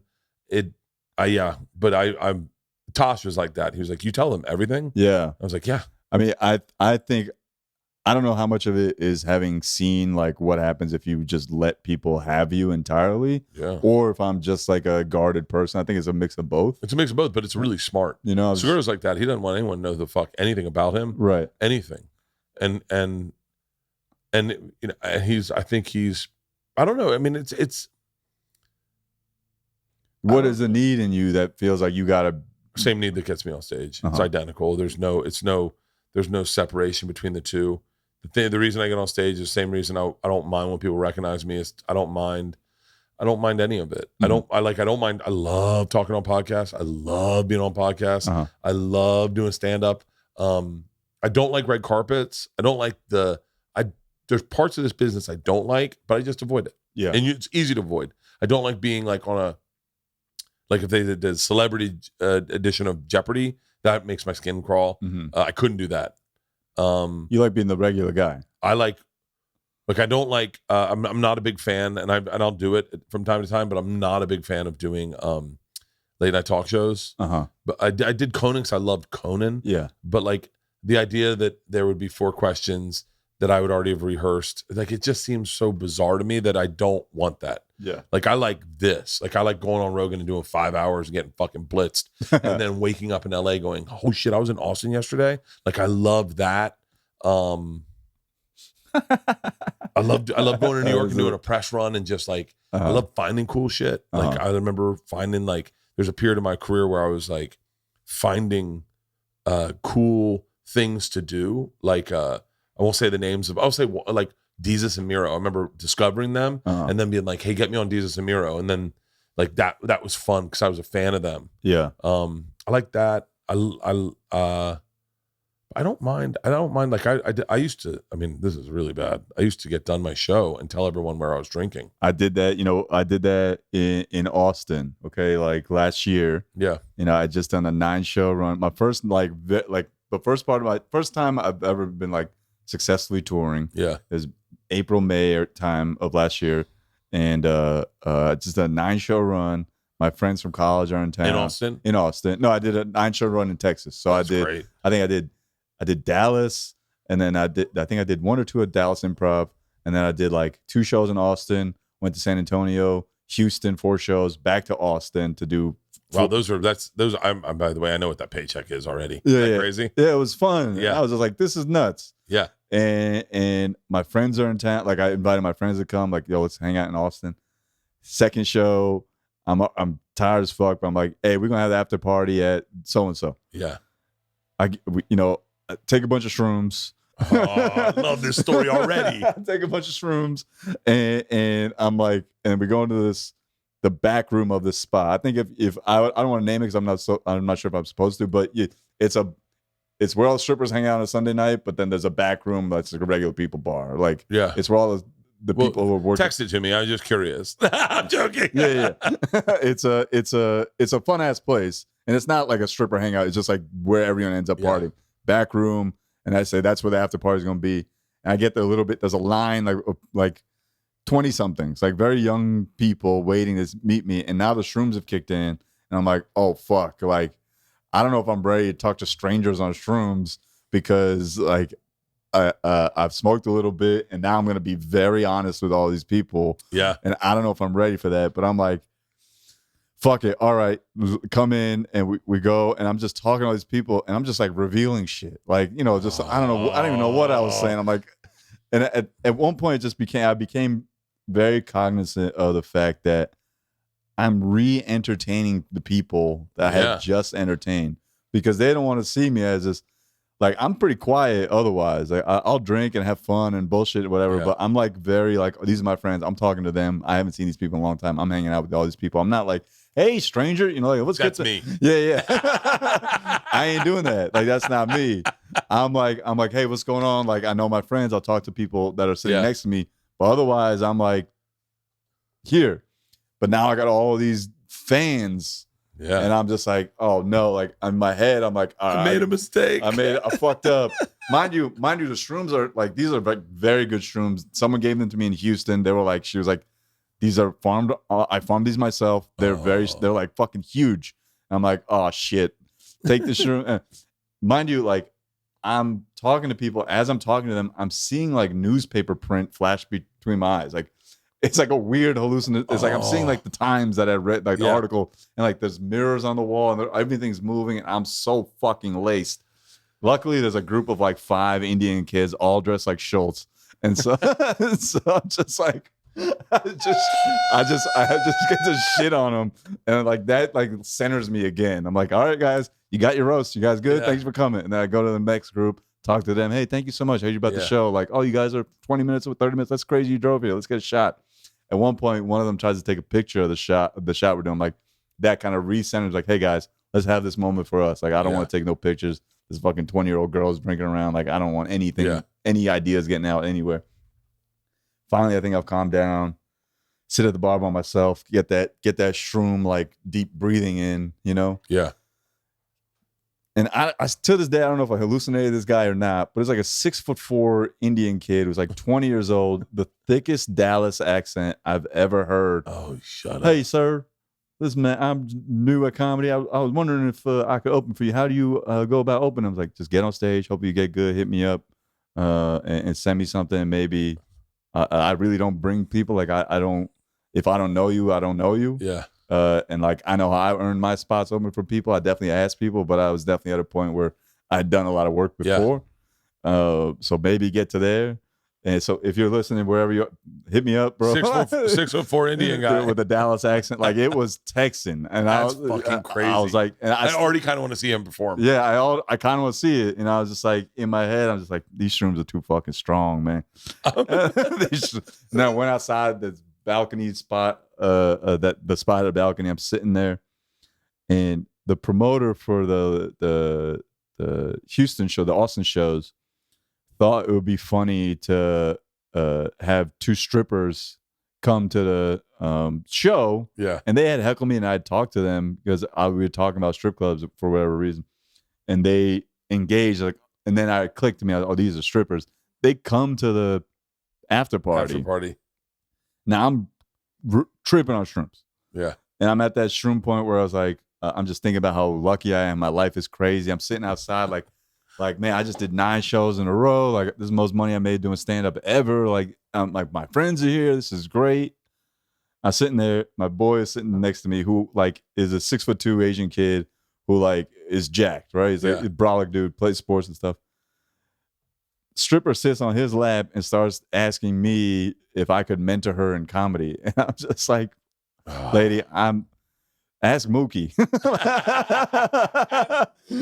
Ask Mookie. Like, he knows, he taught me everything I know. Like, I don't know shit. Hilarious. And I was just like, I was like, listen, I cannot have this conversation right now. Like, I'm too fucked up on shrooms. Yeah. Please, like, I appreciate you. Maybe we talk later. She gets up, goes away. And I look at my boy, John. I'm like, bro, like, you fired as security. He's like, what? She sat on my lap. I was like, that's exactly what we're trying to avoid. Yes, exactly. You were fired, bro. I know you don't know what was your role, but that you just passed. You failed the audition I was having in my head for you. With the bustling holiday season just around the corner, it's the perfect time to plan ahead with Factor, a ready-to-eat meal delivery. They shop, prep, cook, and deliver to your door, so you can enjoy chef-crafted, dietitian-approved meals during the holidays, minus the hassle. Plus, with 34 meals per week, including Gourmet Plus keto, calorie smart, vegan, veggie, and 36 plus weekly add-ons. You will have plenty of nutritious, flavorful options to choose from. I love Factor. We got a bunch of Factors here, and we tore through them. What I love about them is it takes 2 minutes to heat up, because sometimes you're so hungry, you're like, get it in my mouth. And they are phenomenal. The holidays are already packed. Luckily, Factor's fresh, never frozen meals make it easy to fuel up, ready to heat, and eat in just 2 minutes. Factor is flexible. Change your order up to every week with plans from 4 to 18 meals per week, or pause or reschedule your deliveries anytime. In addition to ready-to-eat meals, they have cold-pressed juices, smoothies, energy bites, extra protein, veggie sides, even more to keep me energized during these holiday times. Head to go.factor75.com/Bert60 and use the code BERT60 to get 60% off your first box. That's code BERT60 at go.factor75.com/BERT60 to get 60% off your first box. How long did you do clubs for? I'm still just. Well, you're doing theaters now. Yeah, I mean, I've got a bunch of theaters this year. Warner Theater coming up. DC. Sold out. Yeah, I can't wait. That's one of my first theaters I ever did with Maz Jabrani, so I'm very excited. I love DC. I'm doing Town Hall in LA. I got a few shows coming. Town Hall is great. New York? Yeah, Town Hall in New York. I got LA. I need people to buy tickets. I'm doing the theater at the Ace Hotel. Hotel is great. Yeah, it's a great venue. I can't wait. And then Masonic. I think I'm going to tape at Masonic in San Francisco. In San Francisco, yeah. Nice. Is this sounds crazy, but I would imagine your audience is extremely diverse. That's the most remarkable thing about TikTok, is that people think it's kids and like whatever, but it is the craziest distributor of material ever. Like I've got 80-year-old white ladies, 20-year-old Indian kids, and everyone in between. Like it's beautiful to see, and I hope it keeps up. Is that is that the same for, like, Russell Peters was a predominantly Asian, I say Asian as in the continent, Asian audience, right? Yeah. And then Hassan is strong, like very, very Indian. Very Indian. I only know that because I looked at the audience shots. Yeah. And some of his material was so specific to Indian people that I was like the idea that Indian people are aware of titles of doctors, I have no fucking clue. Yeah. Like MO versus PO or whatever. MD versus DO. Yeah, he got a lot of heat for that. But he did? Yeah, I mean, it's like, I don't know if, I don't want to say a lot, but he definitely got DO is mad at him for diminishing what they're doing. It's like, come on, take a fucking joke. You guys are still doctors. Yeah. My sister's boyfriend's a DO, and a bunch of kids I went to high school with are DOs. And they're all like fantastic doctors that make just as much money. And what's the DO between MD and I think DO? there's a slight difference in the education. In the like, I think they have a holistic part of their education. They have to like learn, take training in how everything in the body is interconnected. So correct me if I don't know anything. I'm not speaking with any authority. Type in DO versus MD. Yes. It was like one of his opening jokes, and I didn't know what either of them. I don't know the difference between doctors. Like I was like, I know that you'd go to an oncologist for cancer, or you go oncologist, that you go to a cardiologist for your heart, or a podiatrist for your foot. Yeah, but I didn't know what you know enough. An you know MD and a DO are complete, and a DO complete similar residencies, prescribe medication, and can practice in all 50 states. The main difference is that DOs complete additional hands-on training in a technique termed osteopathic manipulative medicine. Yes, whatever the fuck that is. I don't know. Even know what osteopathic. But DOs and MDs can prescribe medicine. That's all that matters. And can treat people equally. Yeah. I think the nomenclature now is just makes people offend doctors of DOs offended, because it makes patients think, oh, you're not an MD, you're a fucking DO. But really, it's the same shit. I wonder what the life expectancy of an American. That's the wrong terminology. What I'm about to say is American Indian, but American and an Indian American, Indian American. That's right. Indian American, yeah. I didn't. By the way, today I just realized how offensive it is calling a Native American person an Indian. Yes, it's grossly offensive. Grossly offensive, because it's not the right thing. No. They thought they were the wrong thing. Yes. That's so, and I was like, I remember being like, why? I don't know, like, are you serious? Not realizing Columbus came here and was like, oh, look at all these Indian people. Yes, it's like, I don't know who's got that bit, but it's like, I think 1 billion people have that bit. I was just like, he was looking for us.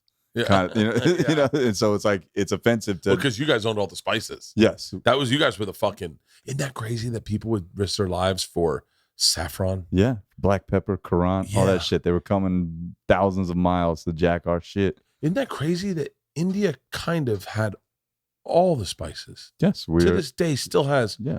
all the spices. Huge exporter of black pepper and saffron, pistachios, all that kind of stuff. Yeah. And one of the largest exporters of beef. Really? Mm-hmm. But you don't eat it. We don't right? eat it, but there's a huge Muslim population. Well, oh yeah, Hindu people don't eat. Hindu people don't eat beef, but there's Hindu people believe in a lot of gods, right? well, I don't want to get in trouble because Hindus are like very angry. But, Okay, I love Hindu people, and I believe them. I'm actually Hindu. but I don't. We are all Hindu. We just don't know it. I heard the same thing about gay. A lot of hands there too. It's a monotheistic religion from a certain perspective, in the sense that we all come from Brahma, which is effectively the creator of the Brahma and Vishnu. So Brahma is the ultimate god. Yeah, it's like the universe, let's say. Okay. And then Vishnu, Krishna, the other deities are just all or different manifestations of that god. And so they each have their own kind of thing that they're known as for their powers of Kali is the destroyer and the regenerator. Vishnu is like prosperity, etc. Like, I don't know all of them, but I do know that they're all subsidiaries of Brahma. And are your parents Hindu? Yes. And so all I know about the Hindu religion is from Duncan Trussell. Uh-huh. And from I think it was like Dunkin' Donuts. No, and Jack Kerouac. Oh, okay. Because he wrote a book called Dharma Bums. Did he? Yeah. I never Dharma Bums is a great book. Dharma Dharma. Bums. Dharma isn't Dharma part of Dharma is like, it is in Hindu scripture the quote unquote righteous and right way to live. Right. And Yeah, so this is about 2 Dharma Bums. Mm-hmm. It's a really beautiful title. I'll have to check it out. That would be. I wonder who owns the rights to that. All I remember is that when I hike, sometimes they would do haikus as they hiked. Uh-huh. So they would jump from rock to rock and recite haikus. Huh. It's a book about white privilege, pretty Nice. much. White privilege in the 50s. Yeah, I got to read it. Yeah. I've been trying to up my reading a lot more. So Dharma Bums seems I'll like tell you a good one to read, Operation Hotfoot. It's Okay. about, this is so cool. Type in Operation Hotfoot. So during the overthrow of the Shah Mhm. and the Ayatollah Khomeini taking over in Iran. Yeah. in Iran, Yeah. they, by the way, especially like, because I think Maz's parents were involved in all this shit, Mhm. and they kidnapped a bunch of Americans. Some of these Americans worked for Ross Perot, and Okay. Ross Perot created Project Hotfoot. Is that what it is? No, Operation Hotfoot. Is there a book called Operation Hotfoot? I've used the term Operation Hotfoot so much. Type in Ross Perot. Eagle Claw. There you go. Operation Eagle Claw. I don't know where That the is fuck so I got it. off on Hotfoot, but all right. So a bunch of his people worked there, Uh-huh. and Ross Perot had a fucking planned a rescue mission. This is a great fucking book. Uh-huh. And he went in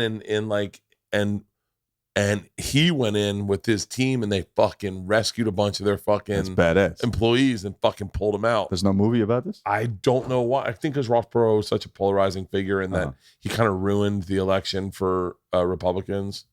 Because every time he ran, then he was like kind of a Republican also. so So he's they're taking like, votes away. we'll yeah. just take Clinton, All right. and then I'll have to read it. I thought it was I can't believe, I've said that to my daughters a million times. They're out I'm the there. kind of guy that'll read one thing, it'll shine to me. Uh-huh. Certain things shine to me, right?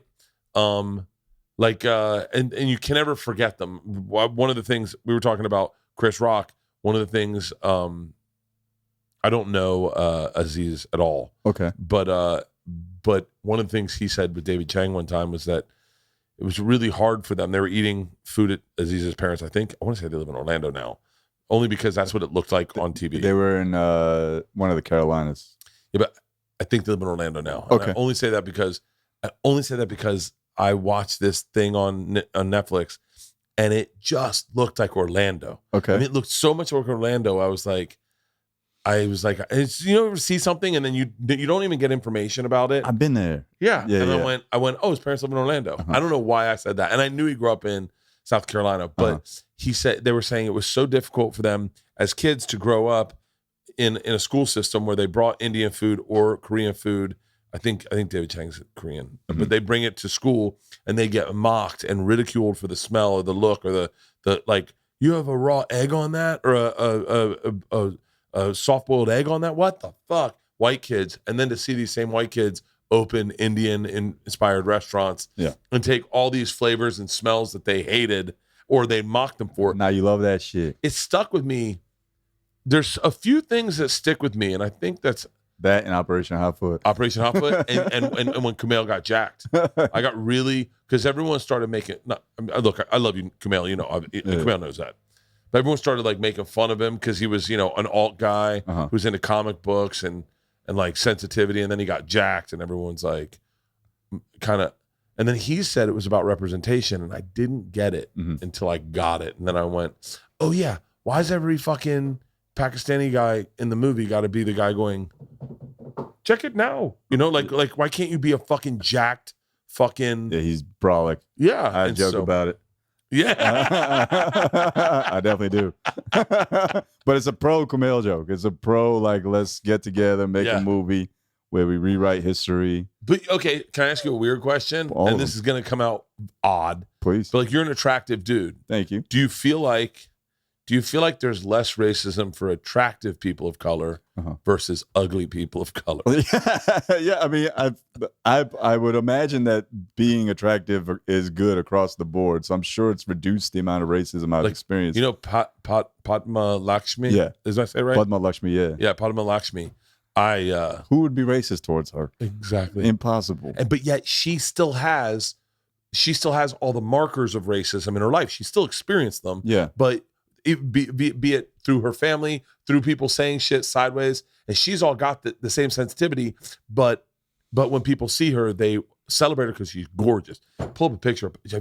This woman is so fucking beautiful. Of course. She is so fucking beautiful. I want to, you know, when you talk about racism, just experiencing it, like, I always, maybe I didn't experience enough of it, but for me, it was never, and I talk about it in the special, what have you, but it's like, there was never moments for me where I was like, I felt evil white people around me. It was never, or evil racism happen around me, because I grew up, again, surrounded by Indian people.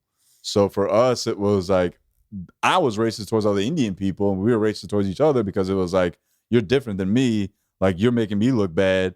Like, look at how, like, get your shit together, kind of. But is Akash the same thing you are? Akash is not Gujarati. No, he's Punjabi, I think. Punjabi, yeah. But yeah. We're definitely brothers, you know. But it was like, but it's almost like Irish and Scottish, right? Is that right? I don't. They're two separate countries. Ireland. They're separate countries. Well, no, not really, because they're all.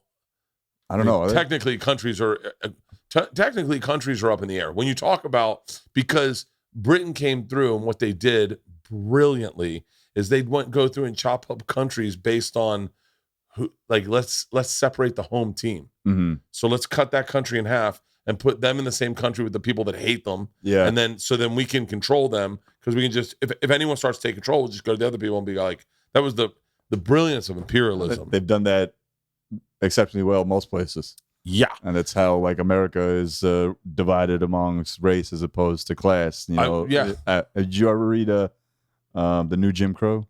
No. Michelle Alexander. It came out, I'm gonna nerd out, but like a few years ago. And this is something that stuck with me. It's probably the only thing that stuck with me from that book. She's explaining how racism came to exist after Civil War ended. After Civil War, there was, you know, emancipated blacks, right? There's still poor white people.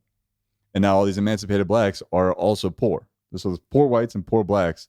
And now the poor whites and poor blacks recognize that, oh shit, we are the same. We've been enslaved. but you poor white people are not much better off than us. Yeah. We got to kill rich white person. White people are like, yo, we got to tell these whites that it's the black people keeping them down. Yeah. And we got to make the white people. Oh, yeah, because it wasn't the black people keeping them. No, it was it was the whites. And then they had to tell the black people it was the white people keeping them down. But they're all in the. I remember hearing things. I remember hearing the Duck Dynasty guy. He got in a lot of trouble for this. But he was like, my family worked in the same fields as black families. And look, there's a lot of nuance to that statement. Yeah. But there was, it didn't go over well. It don't sound like it aged well at all. There's so much shit not to say. Yeah. Like there's so much shit you could just not say where you go. And by the way, I'm sure I'm guilty of it, but like anytime you try to connect, there are certain people. Dude, Chad Ochocinco is one of the best on a podcast. So funny. He's so good on a podcast because he speaks wild, crazy shit. Who was the guy who said he could fight a wolf? Arian Peterson. No, Adrian Peterson? Foster. Oh, okay. Arian Foster. I think you went on Rogan's podcast and said he could fight a wolf and win. I love that. I love that brain. And the non-self-awareness or ultimate self-awareness to actually fully believe that. I fight a wolf for sure. Yeah, I live in that world. I live in a world that's not real. And I don't know why. It's really, it's like a bizarre world. I talked to Joe about this the last podcast we did. Because I've done wild, crazy shit and lived, I kind of live in a world. Keep up, Padma. She is so fucking beautiful. I saw her gorgeous. in person one time. Oh, yeah. I mean, stunning. I saw her 2-3 months ago. I was riding bikes. She was riding bikes. I was like, but my Lakshmi damn near fell off my goddamn bike. But we got away from it. You would ask me as a attractive person, had I experienced less racism, or do I? Because you ever see a very unattractive person of color? Yes. And then you go, and they're angry, and you're like, yeah, no, like you're taking you're forgetting to count. You're also unattractive. Like that adds into it. Yes. Like like Patrice is a perfect example. I can say this. Well, I can say this for two reasons. One, he's dead. But secondly, he said this, is that he goes, I know what I look like. He would say this on stage. I know what I look like. Look at me. He goes, I look fucking terrifying. But there are certain things that add into the equation, and you put race on that. Right. And, Patrice had broken fucking teeth. He was overweight. He was 6'5", 6'6". Sorry. That's okay. Yeah. But like I always wonder, like, if you are more attractive, because ugly white people just have, that's all they are, is ugly. They don't get to blame it on anything. Yeah. That'd be But good. they blame it on things outside of themselves. They're like, oh, it's the black people that are causing me to be this way. But no, you're just very unattractive. Yes, it's your the guy I ugliness. saw walking out of Burger King today. No luck at all. Certain he was, dude, this poor guy. Wonder what I could do to change that man's life. Like, I wonder if I gave him $1 million and was like, hey, let's make your dreams come true. He's gonna buy all the Burger King. The man don't know $1 million. He buys a gaming seat. Yeah. he just pimps out his apartment, which is also kind of beautiful. Like a person doesn't change at all. It just has a stack of $1 million in his apartment. It's like, oh, Burger King day. Just go back, takes that the bus. would be nice. That when you say your dad bought, I would love to know the fear that went into buying a liquor store. At a what I'm assuming was probably a modest income to invest everything you had into a store. That has got to be fucking terrifying. I think it was for him probably the least terrifying thing he could do, because he, not a college educated guy in a place where he's 8. I think I don't know how old he was when he bought the store, but like he doesn't know anything else.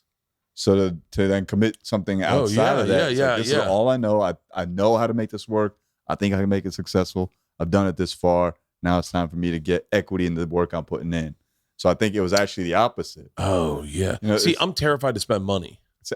I am too, but the thing I've learned in the last 2 years, I produced a special myself, right? Yeah, yeah. And so it was like I had that same fear when I was about to put all this money down. Like, I don't know what else to do though. I got shit else.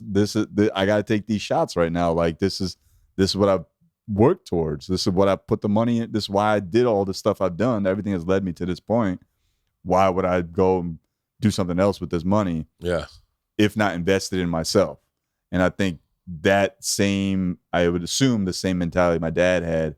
I should be talking to my dad more about entrepreneurship in general, because comedy is a highly entrepreneurial thing. Dude, your dad's an expert. In that specific thing. But in that specific thing, that decision-making process. Your dad, when you think about it, I'll put my dad in this category. My dad, lost his father at 13. Mm-hmm. So my dad was independent his whole life.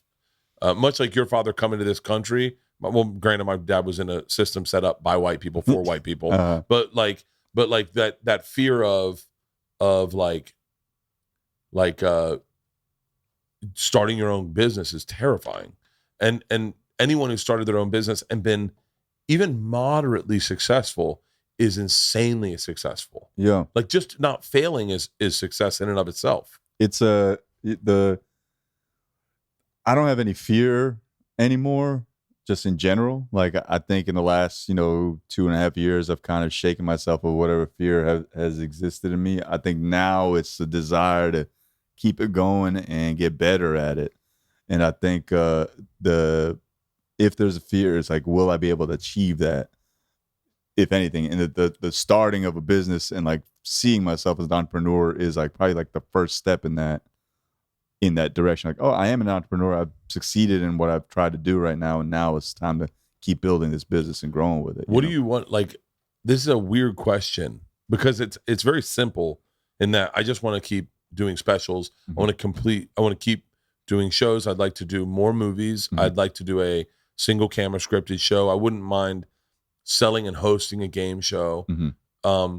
But like, it wasn't until very recently that I realized how I could affect my business. Mm-hmm. And I honestly, I have to give credit where credit's due, but it was by watching what Joe and Tom were doing Mm-hmm.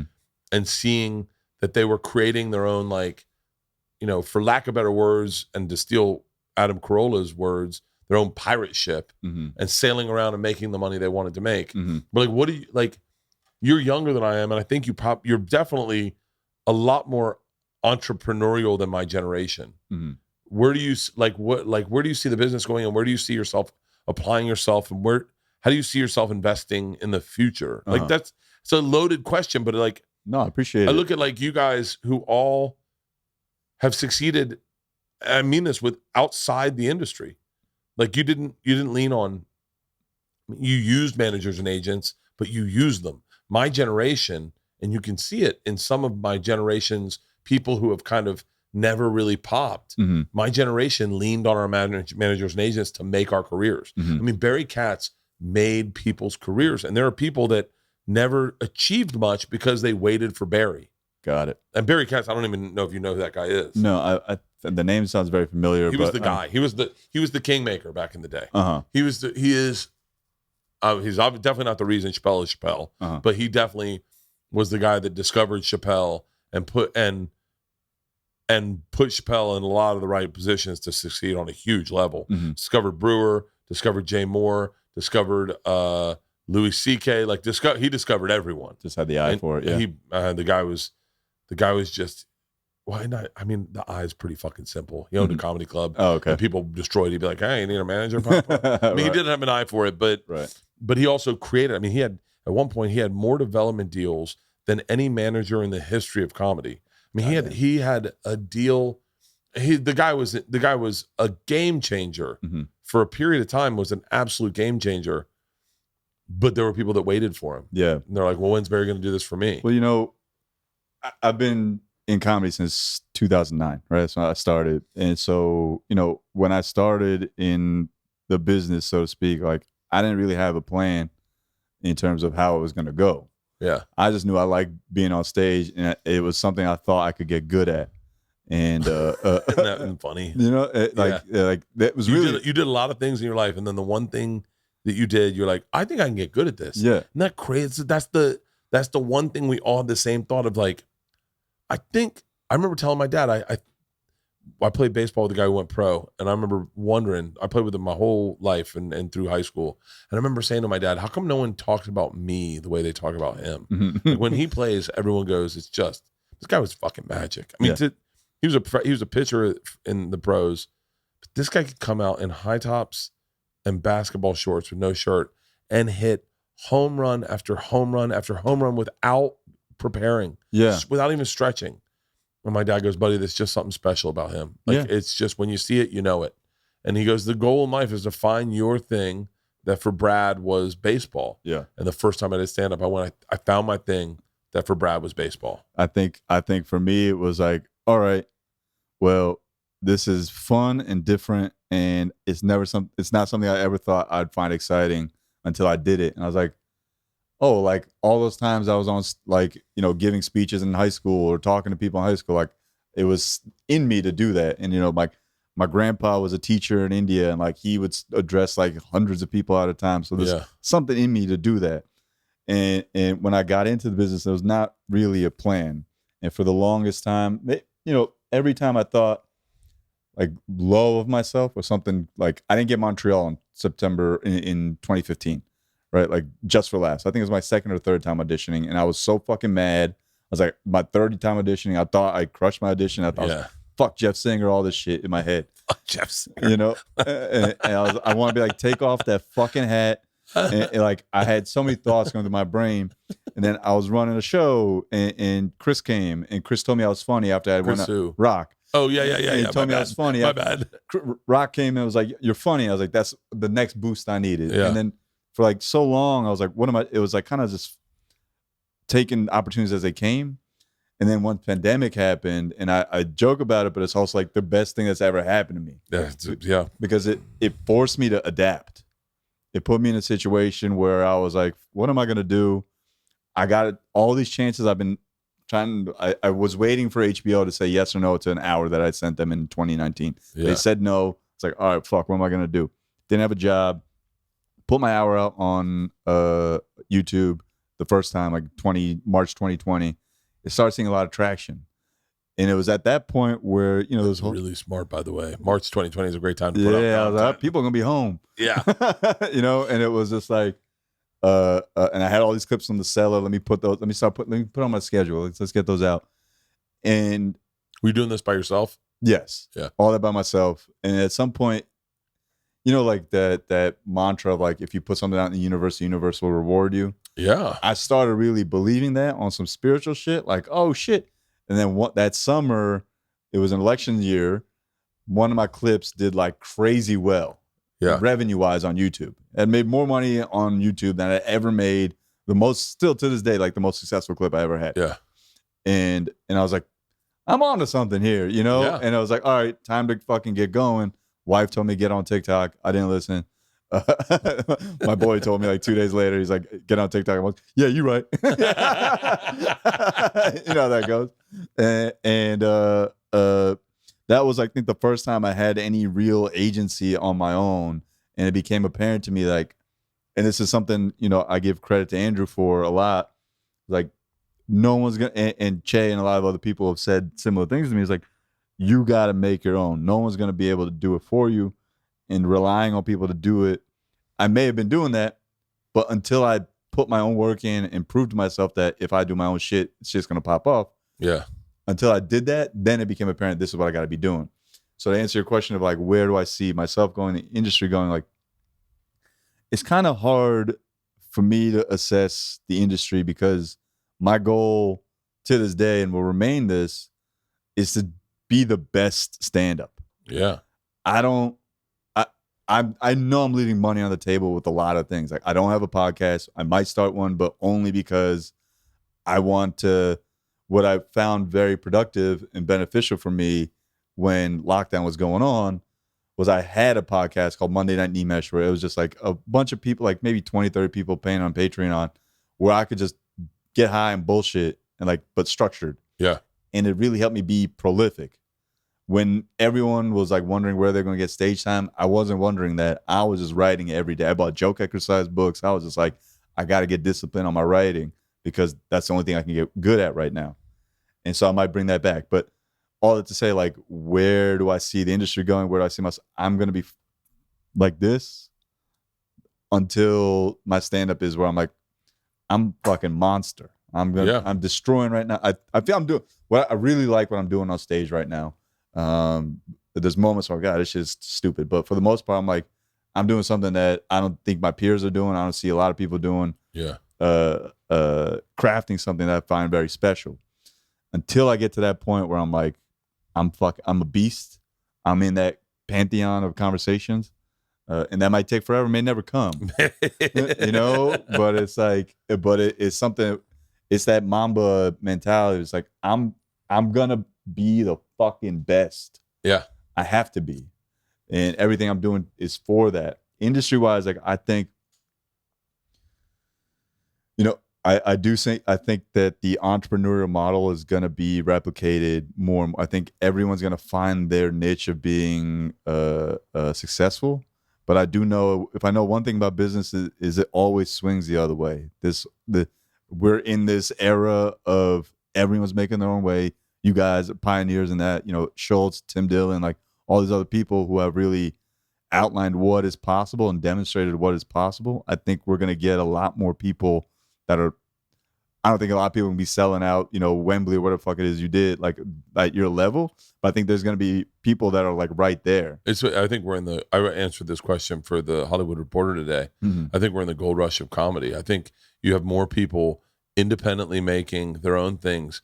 Autonomy is like at the highest it's ever been. Yes. And you see guys like yourself selling out theaters that candidly, I don't know, but candidly, Chris Rock wasn't selling out when he was on SNL. Mm-hmm. Chris Rock, I mean, if you talk to Chris about it, I'm sure he'd say what he had to do to get to the place you're at right now was probably, I'm just guessing, only because I know that, like, you know, Rogan at his height when he was before the podcast, he was having a hard time selling out.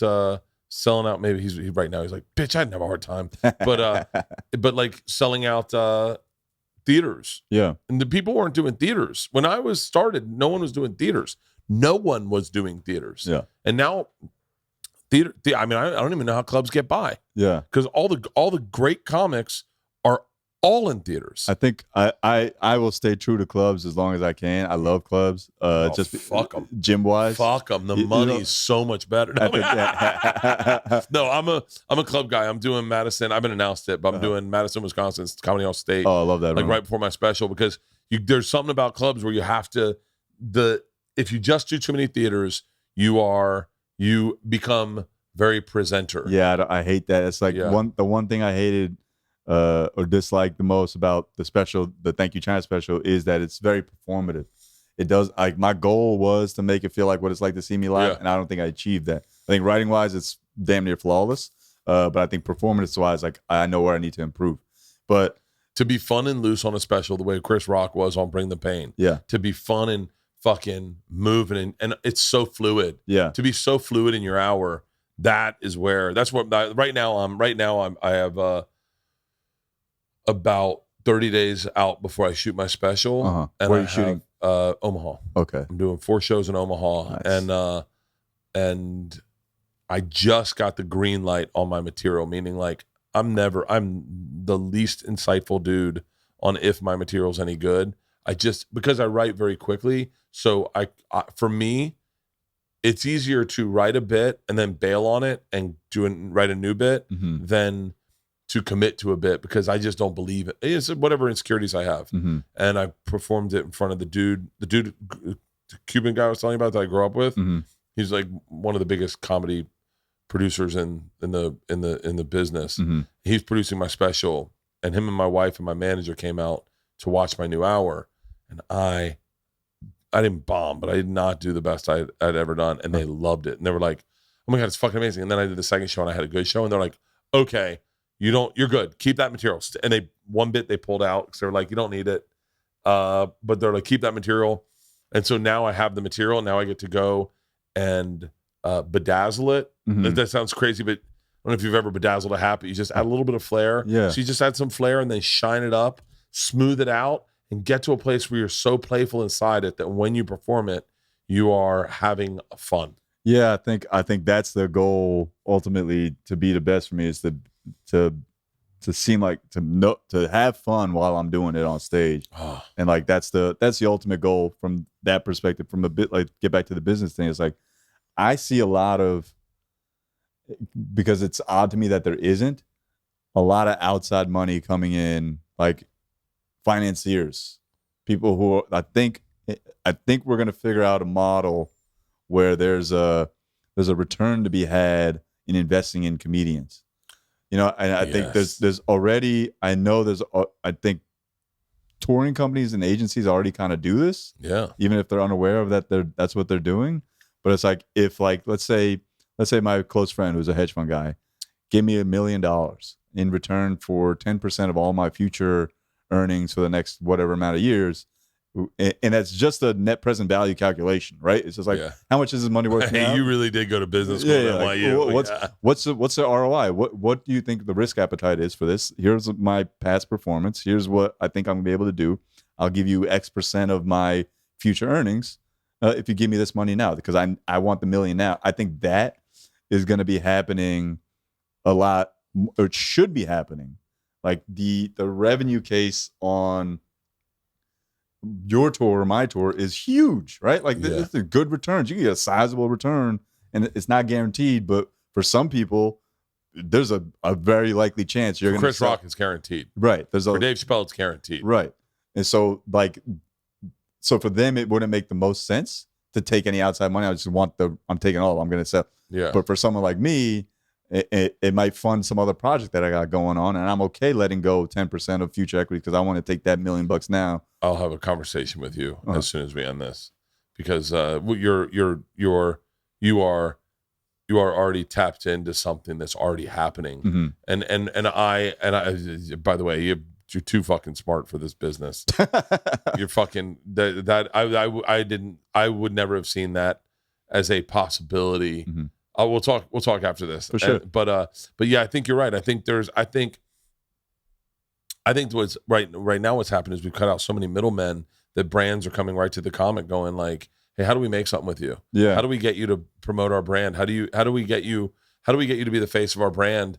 What do you want? Do you want an investment in the company? Do you want, I mean, quite honestly, Liquid Death. Oh, Liquid Death. Can I tell you two quick stories about it? One, you mentioned Omaha.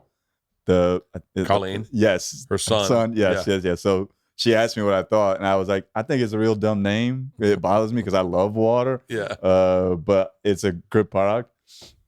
Second story. Which bachelor party was it? It was one of my bachelor parties. I think I had 2 or 3. Yeah. Because the wedding got postponed so many times. Yeah. And I went with my cousins in one group, my NYU friends in another group. And so it was one of my bachelor parties. We're in Miami, and it's a day party. I bet your cousin's bachelor party was so much fun. That's the one I would have wanted to go to. Oh, my cousin's bachelor? Yeah, I bet you have a fat cousin. I bet you have like a fucking pimp cousin. I got some wild cousins. I bet you do. Do you have a picture of your cousin's bachelor party? I would love to see what those guys look like. No, I got a picture of my cousins somewhere, but no bachelor party photos were taken. But we were what's it called? So there's a day party in Miami. Space, the club? No. Space is a fantastic club in Miami. It's the spot to go to EDM music and shit.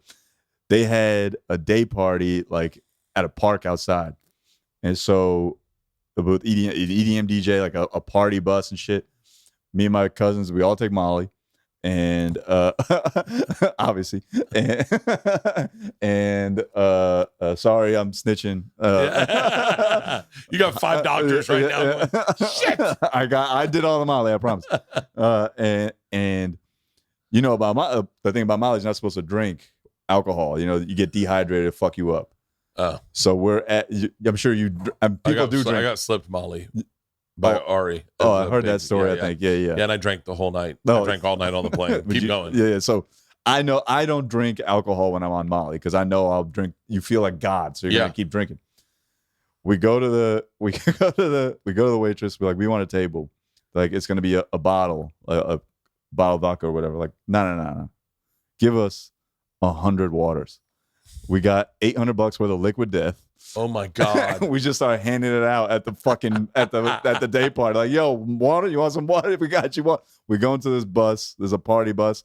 We start talking to all these people. Water for everybody's getting fucking water. Yeah. End up talking to this beautiful woman and the guy she's with.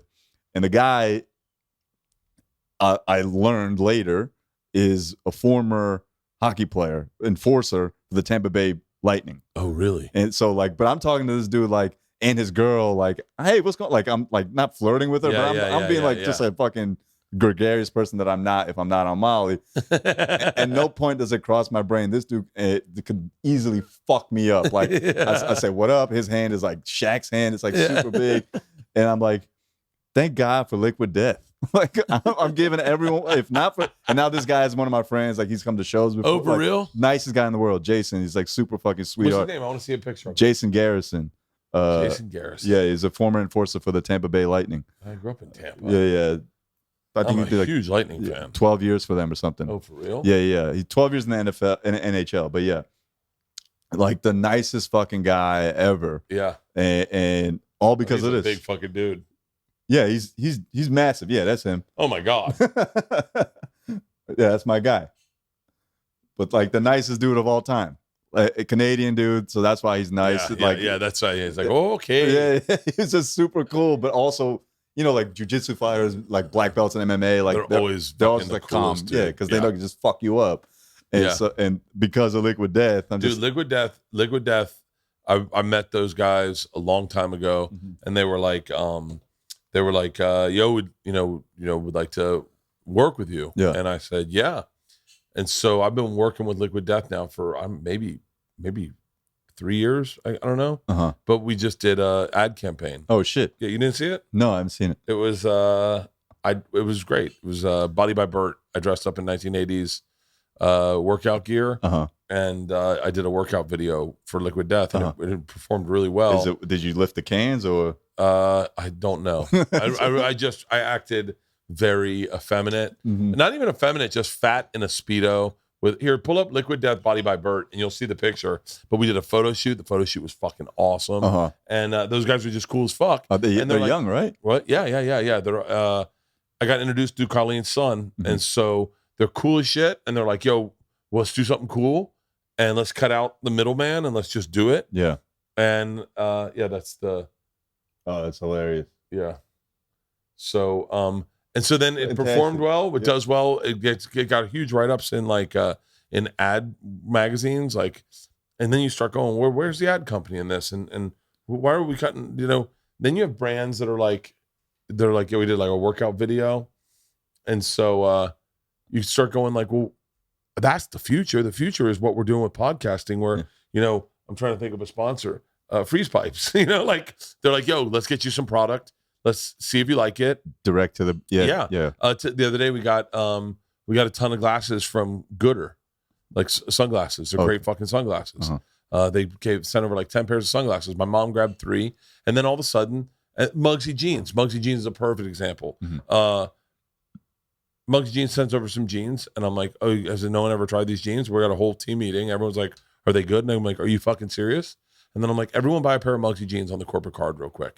Everyone gets a pair of Muggsy jeans. And then everyone gets them and they're like, these are the greatest fucking jeans. By the way, that's just them sending product. Yeah. And me, like, it starts a conversation that's organic and real. And then you hit up, you're like, yo, man, can we is there something to do? And once that goes to the next level, I think that's where fucking real money shows up. There's certain products you get where you're like, oh, this is I'm into this. I think, as we round back to where the future of the business is going, I just see like it feels like comics are finally at a point where we can be spokespeople for something and people are like validify that. Yeah. And so it becomes, I think we're going to see a lot, you guys leading the way again, of people following that 50 Cent model, that like vitamin water shit. Vitamin water. Yeah. Look, have you ever had fucking Fitvine? No. Look, they're not, I don't think they're currently a sponsor of the podcast. I get product from them. I buy product from them. I went to, what's that? Yeah, pass me a bottle. I'll give you a bottle to take home. Where you stay at the hotel? Yeah. I'll give you a couple bottles to take home. They're fucking amazing. Please. So this is their Syrah. This is their best one in my opinion. Uh-huh. This is my favorite. These guys created a vine that had less, I'm not doing the read, but less tannins, less sugar, less sulfites in it. And that's the stuff. By the way, that's the stuff that very complex wines are made of. Yeah. But it's also the stuff that gives you a hangover. And so when I went to Serbia, I didn't have any fucking hangover from any of the wines. And I kept saying, why not? And the lady said, this is like a family wine. What we make here is family wines because no one has tons of money in Serbia. So it's like a family wine. It's not very complex. She goes, there's not a lot of sugar, there's not a lot of tannins, and there's not a lot of sulfites. So that's why you're not getting hungover. We all can have a bottle of wine and go get our job done the next day. That's how it's very big, very popular in Italy, Montenegro, Croatia, like all that area there was a lot of poverty, so that it was socialist for a long time. So they made family wines. They'd make their own wines, and so it's not a very complex wine. Meaning, if you're a connoisseur, you may be like, ugh. However, you taste test this against any fucking wine, I can't tell the difference. I cannot tell the difference. This Syrah is fucking phenomenal. Okay. Like I said, you will not see a read for this. This is authentic. Yeah. And so I can do a read for Fitvine like that without even fucking thinking about it. Because if I drink a bottle of this at night, I can go out, have a glass with dinner, maybe two. My wife can have a glass. We go out on the porch. I have a cigar. I can finish the bottle. I might open a second bottle, have a big tall glass before I go to bed. And guess what? The next morning, I can bang out a fucking workout. Right. I get in the gym. I have no hangover. I had a great night the night before. I can perform at my highest level and I can murder a fucking workout. And like I said, they're not a fucking sponsor, but let me tell you something, Fitvine. If you want to fucking hit me up, your boy's in. Yeah. Because it's just, I'll give you both those bottles of Syrah. Please. Take them back to your hotel, enjoy it. And you're going to go. And then tomorrow morning when you wake up, you'll be like, shit, man, I feel fucking phenomenal. Look, here's the thing. You actually cannot pay for what I just did. Right. Because it's more authentic because what I've said is what I mean. Yeah. And like, and they didn't pay for that. Like obviously I'll do a read for Fitvine if they want to do it. I'll do reads all day. Right. And I'll be maybe as enthusiastic, but probably not as enthusiastic as I was just then. I hear and you. especially for a free read on a podcast. But that's the shit that you invest in is like the stuff where you go, like the Warren Buffett mentality. I want to be able to touch the products that I invest in. I only invest in things that I use all the time. Yeah. You know, like I'm invested in American Express, like my stock holdings, right? It's Amex, Amazon, Netflix, a few other things. That's it. Yeah. By the way, Amazon's the fucking greatest thing in the goddamn world. It's the wildest fucking. It's changed my life. I hate it, but I love it. But I hate it. I just bought hair clippers today, and I was like, I don't even know where I'd find these. I don't know where I'd be able to look at a selection of hair trimmers and go, no. You go to Rite Aid and they've got 3 sets, and they're all wall, and they're behind the fucking glass. I don't know where I can get an option. I was looking for elbow sleeves because I had surgery and we're doing 100 push-ups a day this month. And I was looking for elbow sleeves. You go on fucking Amazon, you see every fucking elbow sleeve you've ever seen in your life, and you can get them tomorrow. Yeah, it's the best. I got a camera. Pure evil, but it's the best. Casey and I still had a camera that I saw, Canon G60 or whatever. And I was like, I want one of those. And Leanne goes, just have Amazon get it. And I was like, I'm gonna go buy it. This is the day I changed on Amazon. I go, it's specific, babe. I think I'm gonna go buy it. She goes, you can go on Amazon. And a lot of times they'll have it to you today. And I go, baby, I want it right now. And she goes, see, and Amazon Prime delivered to me that day. And I was like, well, I guess I'm an addict now. Yeah. I'm addicted to that shit. Yeah, you got to have a podcast, man. You're too smart. You're too fucking. My podcast, thank you for that. You're a fun dude to be around. I could talk to you for hours. I'm going to start one. It's going to be called Practice. You know, like I just like, I'm very selfish with my time in that I want to be as productive as possible with the things I'm doing. Yeah. And so like my podcast would be like an hour long. I'm going to talk. What I've realized in the last 2 years, when I started comedy, I wanted to do a lot of. Chris is like my guy. Like I wanted to emulate not his style necessarily. Just for the record, he's all of our guys. Yes, all of us saw him and we're like, "That's the greatest thing I've ever seen." Ever. And so when I saw, like, I wanted to emulate his ability to talk about real shit. Yeah. In the last year and a half, I've been so focused on myself personally, and by because that's what I had to talk about, the material I developed, or because this year it's been like I have to talk about this cancer shit, right? Like God has given me this thing. But we're always thinking about what the next thing is going to be. For me, it's like I want to make sure people know, and I know that I can talk about fucking anything and it be insightful, incisive, and funny. And so the practice podcast is going to be me relearning that skill of like, I got to read the paper. I got to be, oh, this is what's going on in the world today. What the fuck is fucked up about this going on in the world today? You know, like my last kind of secular thought was about Afghanistan. And it's a joke I did, and it never really panned out. But to me, it's just the funniest thing of like, and it was inspired by, you ever read or listen to that speech, the Why I Opposed the War in Vietnam by Martin Luther King Jr.? No. It's apparently some say it's the speech that got him killed because he was so adamant and like Is it on YouTube? It's on YouTube. It's on Spotify. It's You can read it, but in it he's definitely not going to read it. But in it, it's like 20 minutes long. But he's talking about why are we going to war, and we're putting white kids to fight alongside black kids to kill up brown so kids. Crazy. I wrote Why I Oppose, and immediately the first thing that comes up, a Martin Luther thing. It's a fantastic speech. Okay. But in it, you know, he's detailing like why are we going to war, and it's such a crazy irony he's pointing out. And so like that was my mindset when I'm looking at Afghanistan. Like we just spent $2 trillion to build schools, hospitals, and democracy in Afghanistan. Meanwhile, we don't have that shit here. None of that shit exists here. No. And like that to me is such a funny thought, but it's not like it's not a hard joke. But I want to get better at that skill set. And so, you know, that podcast I did, like that's the only reason I would make it happen. And like I just want to be able to do, and then connect with fans and all that kind of shit. But it's very selfish. No, it's not selfish, dude. I appreciate you coming to do this, man. Thank you very much for having me, man. You're fucking. Thank you, man. You're smart as fuck. Appreciate it. And it's so funny. I know you're a fan of Patrice's. He would have fucking loved you. I love Patrice, man. Thank you. That means a lot, man. Yeah. I would love to fucking. He liked brains like yours. He would have beaten the fuck up out of you for a long time. Yeah. Because he wasn't the most. That was Patrice. Uh-huh. But then when you turned a corner with him, he was your ride or die, and he would fucking go to war for you. And I think he would have loved you, man. Thank you very much, man. I appreciate it. I feel privileged to get to sit down with you. You know, the privilege is all mine, bro. Thank you very much. I appreciate. Thanks for having me. Let's do India. Let's do it, man. Let's do it. I'm down. Okay, well, I'll tell you when. Okay, I'll tell you when. We'll pull the trigger. Let's go. It's gonna be April. It's gonna be April. Yeah. I'm trying to get it to happen. Okay, April. I'm trying to get it to happen. Okay, let's go. I'll tell TJ, my agent, be like, hey, clear my shit. Who's your TJ Mark Walter? I love that guy. That's my guy. Yeah, I love that guy. TJ's He's great. the fucking and best. Reg Tigerman is my manager. You work with Reg? Yeah. Oh shit. Yeah. Fucking what? That's Veer Das. He's Veer's guy. Yeah. We connected.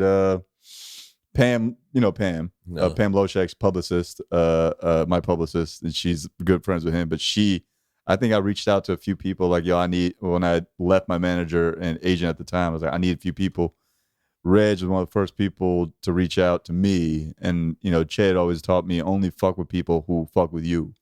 That be with someone who wants to be with you. Don't go out looking for people. It's not a waste of time if you sign with someone who's not, if they get you. Yeah. Like we got you CAA and CAA isn't interested. Yeah. And so Reg was first person to reach out, and like, I had just finished a cartoon called Zoo Idiots with Mookie. Like Mookie and I, over pandemic, we wrote and created a cartoon called Zoo Idiots, and I played one of my characters that I voice acted was a pansexual tiger. And so when Reg called me with the last name Tigerman, I was like, I got signed with this guy. Yeah. It's a sign from his universe. He's got the most deceptive name. Yeah. Because you think Reg Tigerman, and I remember the first time I ever talked to him on the phone. Uh-huh. He was like answering phones at Levity, and he was like, hey, man, I really liked your special. I said, thanks, man. What's your name? He goes, Reg. And I just thought it would be a black dude. Yeah. And then I showed up, and I saw him, and he was like, Reg Tigerman. And I was like, you do not look like a Tigerman. But that's who he is. Yeah, it definitely is. He was with me when all that period when I was kind of redefining my career and going and searching out shit I liked. Mm-hmm. He was my day-to-day point guy over at Levity at the time. Uh-huh. And very pivotal in I would find something like there was a show called Hot Ones, and I was like, yo, start making calls, get me on Hot Ones. And he was like, yeah, they're not doing comics. They just do hip hop. And I was like, all right. And then I started tweeting about it. And and then Sean and I became friends. And then Sean hit me up and was like, hey man, we're getting comics on. You want to be on? And I was like, fuck yes. Amazing. Yeah, Reg's a great guy. He's a great guy. Reg and TJ, that's my team right now. But yeah, I'll let them know we're going to India.